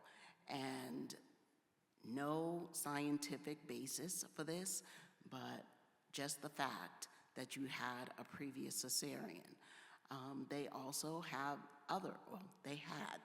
they are getting rid of these medical algorithms that direct treatment. They had one for kidney function, for example. One lab value for Black people, one for white people. That really was leading to delays in diagnoses. It's very important for us all to understand what our options are in terms of our health care. It is really important, and I'm really proud of you for asking questions, even though it can be very intimidating. Do it anyway, because it could be your life. So I take my hat off to you, and I encourage everybody to be a strong advocate for yourself, white or Black. One little fact, even though all of these practices have persisted unbelievably since the 1700s, the very people who seem to have benefited from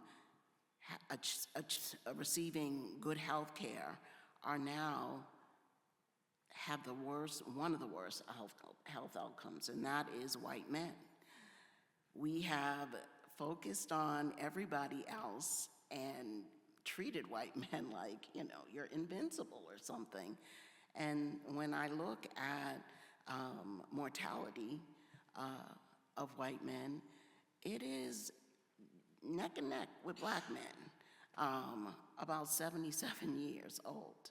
So none of us is insulated from becoming ill.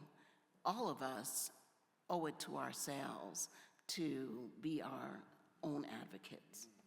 Thank you so much. Yeah, we'll go here, and if anyone else wants to speak, and then we're going to get to some of the people who've been waiting out in the world to talk to us too. Yeah. I just wanted to also add my 2 cents in terms of what needs to happen in the establishment medical care. Of course, I understand I am making this statement at a time when our health infrastructure is being torn apart, our research infrastructure being torn apart.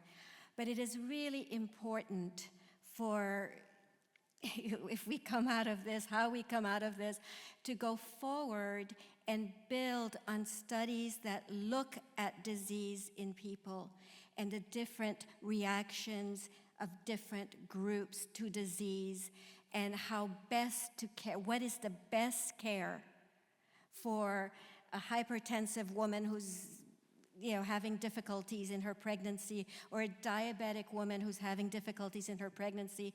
I think we need more work in that area, and I just wanted to say that. Yeah. Did you want to speak too? Okay. No. Okay.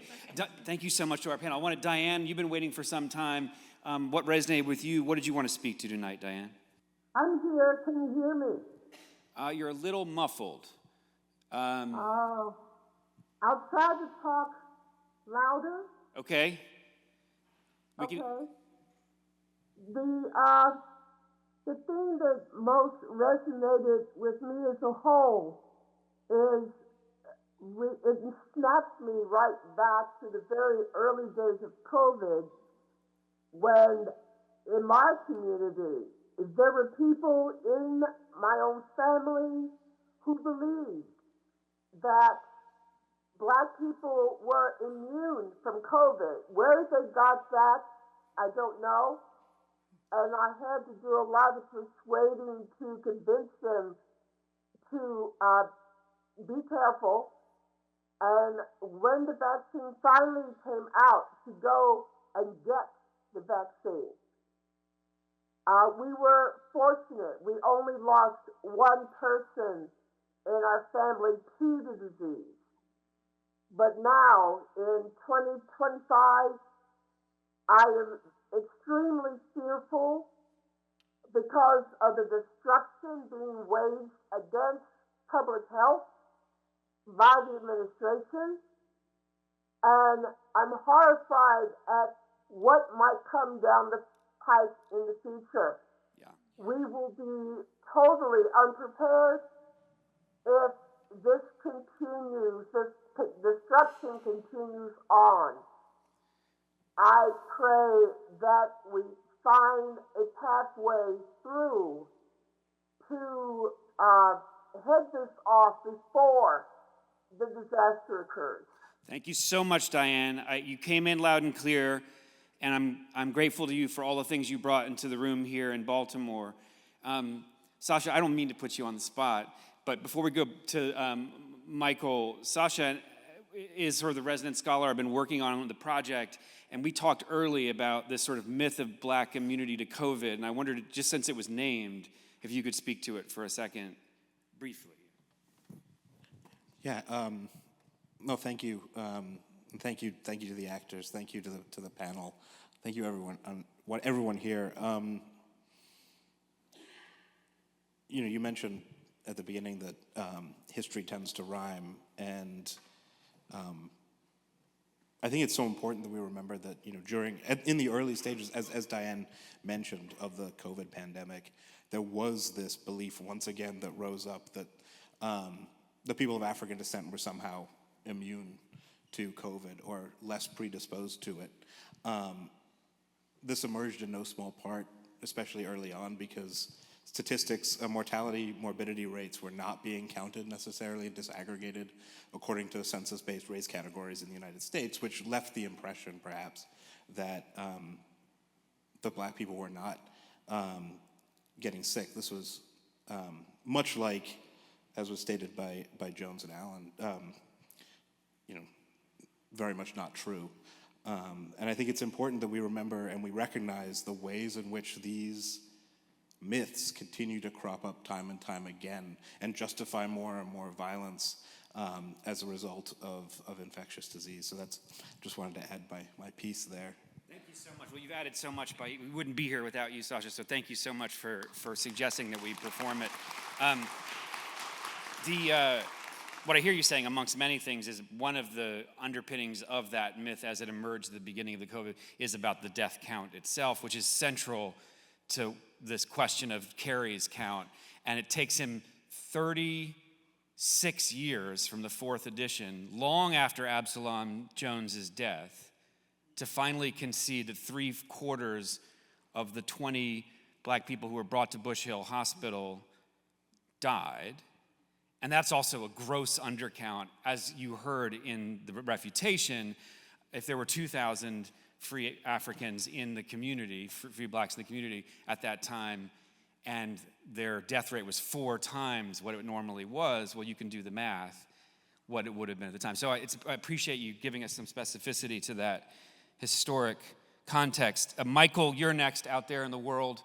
Michael, what resonated with you tonight? Yeah, and I originally wanted to chime in on your original question about what resonated for me, but as always happens in these situations, everything that all the panelists and the other people have mentioned bring up additional things that I feel like commenting on. I work for New York City's Health and Hospitals. We're the biggest municipal health system in the nation. So a lot of what was being discussed really hits home. Our system does an amazing job with, our staff is very diverse, but is still prone to, the health disparities that come out of a lot of these racial, memes and assumptions that are built into the system. I can't help but, comment on that also. But getting back to the original, to the presentation, what was hitting me very hard was how Carey was attacking the Black community, the healthcare workers who were, exploiting the situation, and overcharging for the services that nobody else wanted to do, and I have to take serious umbrage at that. The slave trade and, the whole systemic racism that's built into our system was generated by capitalism, i.e., free market forces. And that's really what was at play there, with, the asking price for the services that nobody wanted to do. That didn't have to do with the Black community exploiting the situation. It was free market sources at work. That's what determines the prices of gold, the price of stocks, the price of oil. And, it was, a real hypocritical thing for somebody steeped in that white privilege to comment on their opportunism for that, because that's what the whole system is based on, and that struck me back then. But I did have a lot of reactions to what a lot of the other people said too, which I'm trying to tie into it all. Thank you so much, Michael. I appreciate you coming in from New York and bringing New York Health and Hospitals into the equation. One of the things I really appreciate about this conversation we're having tonight at this historic moment where public health is under siege, our medical system is under siege, the very system, that we can still have this conversation. We can still talk about the right way to do things. We can celebrate science. We can uplift the data, and we can interrogate the question that you raised, that even in a diverse system like New York City, there is implicit bias. There are disparities in health outcomes. There are social determinants of health that are well beyond the capacity of those working in the system to necessarily change, that have to be addressed, have to be acknowledged. And we can have that complex conversation all at once, which we're after the opposite of simplicity, obviously by performing the text, but also in having this conversation at this moment, with both a Black church in West Baltimore and Johns Hopkins, the Greater Baltimore Cultural Alliance, and the Resilient Nurses Initiative of Maryland, all sponsoring this event. We can have a conversation that crosses all these lines, that's complex in nature. Lena, you've been waiting for some time. My apologies for getting to you only now, but what resonated with you, or what did you want to speak to or on tonight? Yeah, sure. No worries. I am a sociology student and psychology student, so hearing what everyone has to say and being to the discussion is extremely crucial, because I also bringing into my academic journey, and I really want to take the time to thank the panelists who have shared their voices and how important it is to really take the time and acknowledge what they have to say. There's so many things that really caught my attention during the discussion, and as well as during the readings, the reading of the thing. There was a really slight, quick discussion about les filles de joie, which in French are called prostitutes, and I think it's really interesting how stigmatized people in general are attacked during those very difficult sociological phenomenon. But it is also important to consider the intersectionality of this whole issue. People are targeted differently. It's not about playing oppression Olympics, but it's really about addressing and keeping an eye and stressing how differently people can suffer through these kind of really difficult times. Somebody during the discussion have talked about how Black women suffer, and I have did a paper not long ago about Black women and how there is a very high death toll during birth, and especially medical malpractices, and how they're not studied in any way, shape, or form. There are statistics that are very concerning regarding the danger of it and how normalized it is. There's not much talk about it, and I'm very glad that people have discussed and that someone has brought up their own experiences. It's really important to take the time to consider those type of sociological phenomenon and concepts, and how people are suffering differently. There's so many things I want to say, because there's so many sociological phenomenon that are being addressed all at once, But I just want to say thank you for everyone, the actors, you, and that bring about those very important discussions. And I truly believe that art and how you use it can create a narrative and a discussion where people can be themselves and re-stress and kind of like stress this sense of collectiveness, which we need in this heavily individualistic society. We need that sense of oneness and to be together and kind of like hear each other out. Thank you so much. Thank you so much, Lena.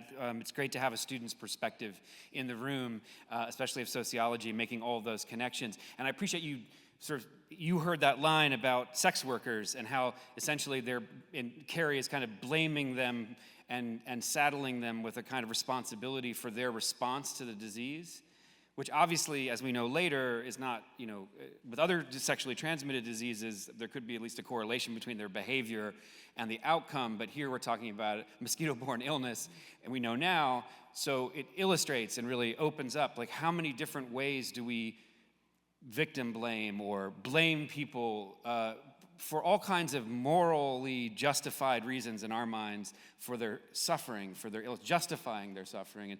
And it's not, as you say, it's not a suffering Olympics. There are so many people suffering. I really like that phrase. I never heard that before. It's not a competition. But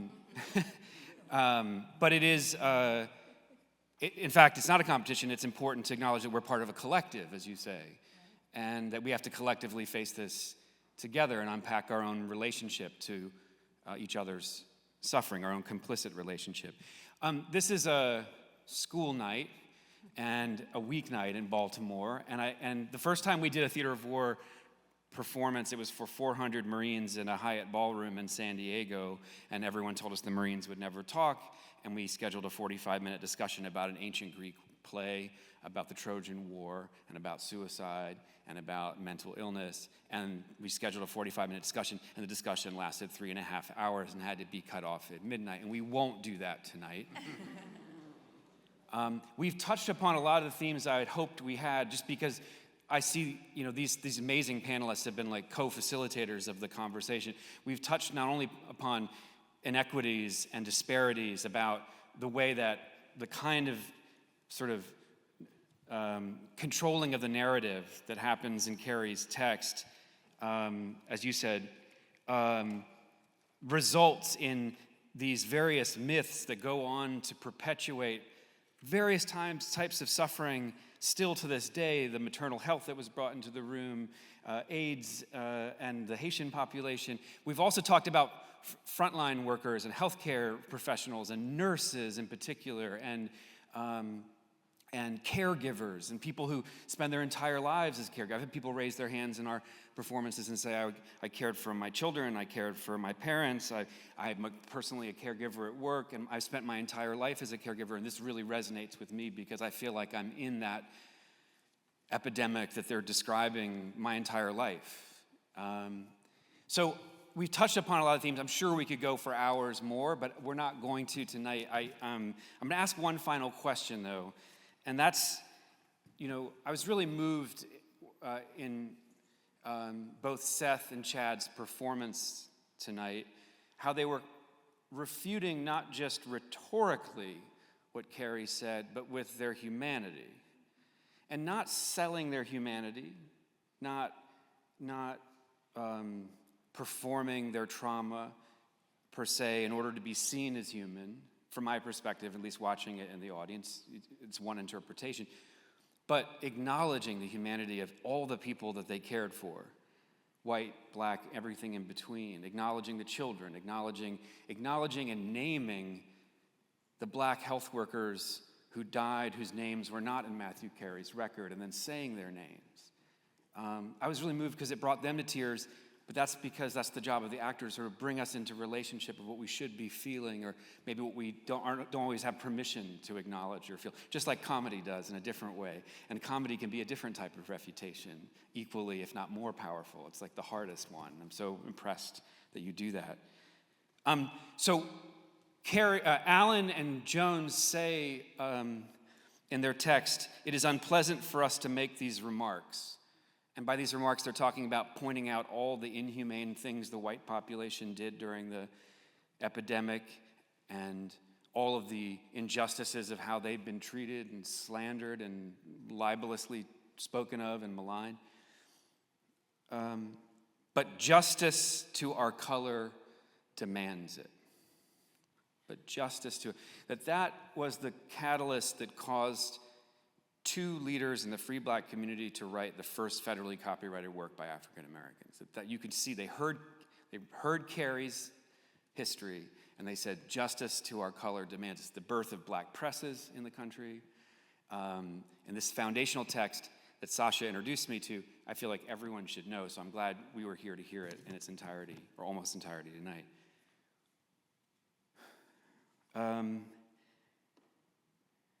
At the end of Carey's final edition, long after Absalom Jones's death in 1830, he revises his history to say, he amends it to say, the great demand for nurses afforded an opportunity for imposition which was eagerly seized upon some of those who acted in that capacity, both colored and white. Jones and Allen say, it's so easy, I forget the quote, but it's so easy to malign someone's reputation. It's so much harder to restore it, essentially, in one of the, yes. So this final comment, both colored and white, I guess is a form of justice. And as you say, sir, it might have been the last word, but now that we're here in this church hearing from them, maybe they get the last word. Or the latest word. Yeah. What does justice look like? Is the question I want to ask you. Yeah. How you doing? My name is Antonio Lee. I think justice looks like this. Us being here and able to have this conversation and just being able to give feedback on what we heard tonight. At one point in life, this wasn't a thing. We couldn't sit in a church together at one point. So in my opinion, that's what justice looked like. Thank you so much. Yeah, making my job so easy. Thank you. Hi. I think the most important thing that has been in the sort of background but hasn't been said out loud is that in the situation that we heard today, black lives were not seen as equal. And this is the reality where people in the majority don't see the lives of minority members as equal. And minority members have to justify and to make a very long case, and they have to work harder. And I think justice means really valuing everyone's life as equal, and no one having to justify themselves even when laying down their lives to save others. That's a beautiful answer. Thank you. Yeah. I think it's important when you talk about justice too, is to remember your core, right? And look at yourself and kind of push towards the mark that I don't really care what others are gonna think. I'm gonna still go with what I know is right, to advocate for myself, and you can lead by your actions and more people will follow too. Thank you. I was so touched when, I think it was in this rendering, I mean, I divided the text kind of arbitrarily. Like, I didn't know who said what, but we divided it and they made sort of choices. But Seth, as Alan said, I think it was Seth, as Alan said, he was talking about a health worker who wouldn't accept money for, and she said, I will not sell my body for money. And repeated, I will not sell my body for money. Like, that integrity that you talk about is part of what justice is about too. Crystal, you look like you wanted to. I wanted to say that justice is not having to always refute. I think that having to defend yourself, having to set the record straight all the time, those things are exhausting. And just being able to be who you are always and not be questioned about your motives, your integrity, all of that is justice to me. Thank you so much. Thank you, Crystal. There was a hand back here, And then I also want to acknowledge that B, I think B is the name. You've been waiting for a second. We'll go to B, and then we'll go to one last person who's going to have the, just the really onerous task of summing everything up into one final statement, who's going to have the last word of the conversation tonight. But it won't be you, sir. Don't worry. Sure. Thank goodness. The first thing when you said was justice, immediately popped to my mind is constant correction. A constant correction takes perseverance and courage. It takes a constant re-examination. And it's not a thing, it's a process. And that's what I would say justice is. Yeah, thank you. I love that. Is that a hand? If your hand's above your shoulder, okay. B, you've been waiting for some time. What did you want to speak to out in the world? I just wanted to say thank you for doing this today. What I was thinking of through all of your questions and the presentation from everyone is, how are we going to remember where we've been these last 5 years? I'm in Louisville, Kentucky, and I'm a mom, and I'm trying to kind of guide my kids through this. And I don't want them to be sad or think that the world is hopeless, but they also have to be aware of the reality. So that's what I'm trying to think about with the presentation today. How are we going to take this forward and realize our humanity within these situations is so terrible, and it's so hard, because being within it, it's very hard to see the points of data or the points of rest. And I hope that we can carry that humanity forward for all of us. Thank you so That's much. all. Thank you, B. I really appreciate it. It's great having Kentucky in the room and your perspective as a mom. And what do we tell our children? How do we convey hope and resolve to face what the last 5 years and the truth of it all, and the last 231 years, and the last 400 years? And simultaneously, how do we interrogate and name and stay present with the truth of, and what does it mean how do we hold on to our humanity? And those are really powerful questions to bring into the room. I think they do pertain to the question of what does justice look like, and I appreciate you bringing the question of children into the room. Maybe there was someone out here who had something burning within them to say that hasn't been addressed yet. I promise you won't keep us, you'll be the person, yes, absolutely no pressure to sum everything up into one perfect statement, but we're going to come right over here again. You're sure to be disappointed if that's your expectation. I'm a Baltimore City teacher. My name is Abigail. I teach kids who are hospitalized. I've worked in 3 different hospitals, but principally in a psychiatric program at one hospital.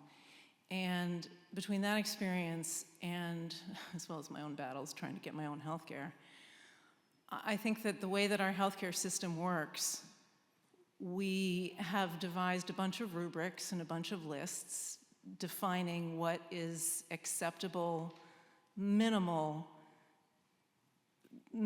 adequate care. And with our most vulnerable people and our poorest people and our most marginalized people, our system tap dances its way through demonstrating that it has done whatever is minimally required. And then its liability, its responsibility ends. I hope you take this question to Hopkins tomorrow. And watching our most vulnerable children in a psychiatric unit in Baltimore City has been a terrific and a horrifying education in how our systems work to serve or to at least check off what we do for our most vulnerable children who are not empowered to advocate for themselves. And it was not part of our story tonight about what kind of care the Black residents of Philadelphia got and how easy it was for them to get into that hospital in the first place. And telling that story is is the first step. And I think one of my takeaways from tonight is that we accept this. As the gentleman online said, these are market forces, and we have this healthcare system in which healthcare is a commodity and a profit-making venture rather than just a right. And we, as Americans in a democracy, we accept that. It's like this because we built it like that.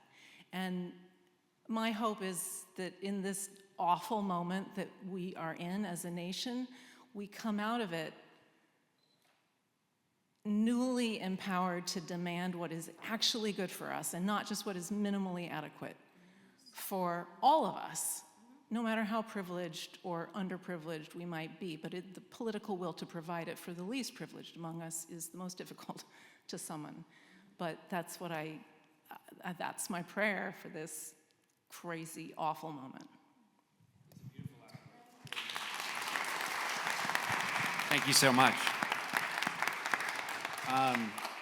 I'm grateful that we got to do it here. We always do, if we tried to do when we come to a city, one sacred and one secular, one in a black church or in a sacred setting when we're doing this project, and one at a library or a hospital or something else. So you're right, the performance tomorrow at Hopkins will be a different setting and a different set of questions, but we will carry the spirit of this conversation there. I really appreciate that we went from Bee invoking her children to you talking about the most vulnerable children, the ones you serve. And it does seem like a fitting place to sort of rest. We didn't come here to tie a bow on the conversation. And if that part of the conversation that we've just sort of landed on is uncomfortable, I think that's good. Often people say, where's the hope in all this work that you do? Sometimes 7 nights a week we're doing tragedy. I mean, sort of stand-up tragedy, And for me, the answer is always the hope isn't in the text, although there's some hope in this refutation that Jones and Allen expressed their voice and that we're still hearing it now so forcefully, and that these actors rendered it so audible, even though the language was so antiquated. But for me, the hope isn't in the text as much as it's in the audience that comes together to bear witness to the truth of what they heard in the text that spoke to them in the room that night. That we can. So if we had one message to deliver to you 231 years after Jones and Allen and Carey and Rush wrote the pamphlets and letters and rebuttals that you heard tonight, it's simply this: if you've related to anything that's been said in the room or on Zoom, you're not alone in this room. You're not alone across the country and the world, as you've heard from other people from other parts of the planet. And there are many. We have a big audience in Australia that's probably watching right now, so they didn't raise their hands tonight, but they're there, and all kinds of other island nations that I've never heard of that I'm so delighted that we're reaching by this technology because of my colleague Marjolaine Goldsmith, who took us into the world of Zoom at the beginning of the pandemic. Out of necessity, in our first event, we had 15,000 people from 47 countries, and it was a totally new ballgame for us. Without governments or corporations, we could have unmediated discourse across borders and boundaries. We have people from Nicaragua raising their hands and risking their lives to be part of dialogue with Ukrainians now. Anyway, that's my soapbox. You're not alone across the country and the world. Most critically, you are not alone across time. And that can be both affirming, as we've heard in the room tonight. It can also be really uncomfortable. And so after an early performance of one of our projects, someone stood up and said what has become the benediction at the end of every one of our events. Forgive me if you've heard it before. And that's simply this: I ask people, why do you think the writer wrote the text? And this woman stood up and she said, I think he wrote it, in this one instance, to comfort the afflicted and to afflict the comfortable. That's an old newspaper adage, but I thought she leveraged it beautifully that night, and it's become our motto. Comforted that we can come together across very disparate experiences and perspectives in a country as divided as this, in a city as complicated as Baltimore or West Baltimore. Comforted that we can hear stories from 1793 and it can touch us in our humanity and bring us out into a conversation and dialogue like we heard tonight, and afflicted that the reality of what we ended with tonight in our last speaker, that there's so much more work that needs to be done and we're just at the beginning, if we're lucky. And I don't know about you, but sometimes these events take energy, and many times they give it. And I have been given so much energy by you as an audience that I'm ready to go out and face what we have to do. So it's with that sense of affliction that I leave you, those of you in the room and those of you watching all over the world on Zoom, with the hope that it leads to more dialogue, more truth-telling, more complexity, more contradiction, more data, more vulnerability, and more positive action. I need to end finally by landing the plane and thanking all the people who made this possible, so bear with me for 1 second. I'm going to do the very sort of high level and say we wouldn't have done this tonight without the support of the Greenwall Foundation, which commissioned this project in celebration of its 75th anniversary. So I want to thank the Greenwall Foundation. I also want to thank Union Memorial United Methodist Church and Reverend Jason Jordan Griffin for hosting us tonight. Thank you so much, Reverend Jordan Griffin. And of course, Ebenezer United Methodist Church and Reverend Brashawn Jenkins, wherever he is, for hosting us there and bringing us here. Thank you. And then also, of course, and I'll read these off, the Johns Hopkins Center for Medical Humanities and Social Medicine, the Johns Hopkins Program of the Arts, Humanities, and Health, the Johns Hopkins Berman Institute of Bioethics, and the Greater Baltimore Cultural Alliance. Jeannie Howe, thank you so much for helping us spread the word. Last time we were here with them at Coppin State with our project, Antigone and Ferguson, and it's great to be back in Baltimore. I feel like we could just spend all our time in Baltimore, and then we could solve all the world's problems if they come in via Zoom and hear these conversations. And the Resilient Nurses Initiative of Maryland, thank you, Cinda Rushton, for your partnership and support, and Charlene Lass. Let's thank all of those people with a quick round of applause, you wouldn't mind. Yeah. And then lastly, I just want to thank these amazing panelists, our actors, my colleague Marjolaine, and this amazing tech staff for getting us through tonight with no glitches. Thank you all so much. It's been an absolute honor to be with you. We'll see you at the next one. Have a great night.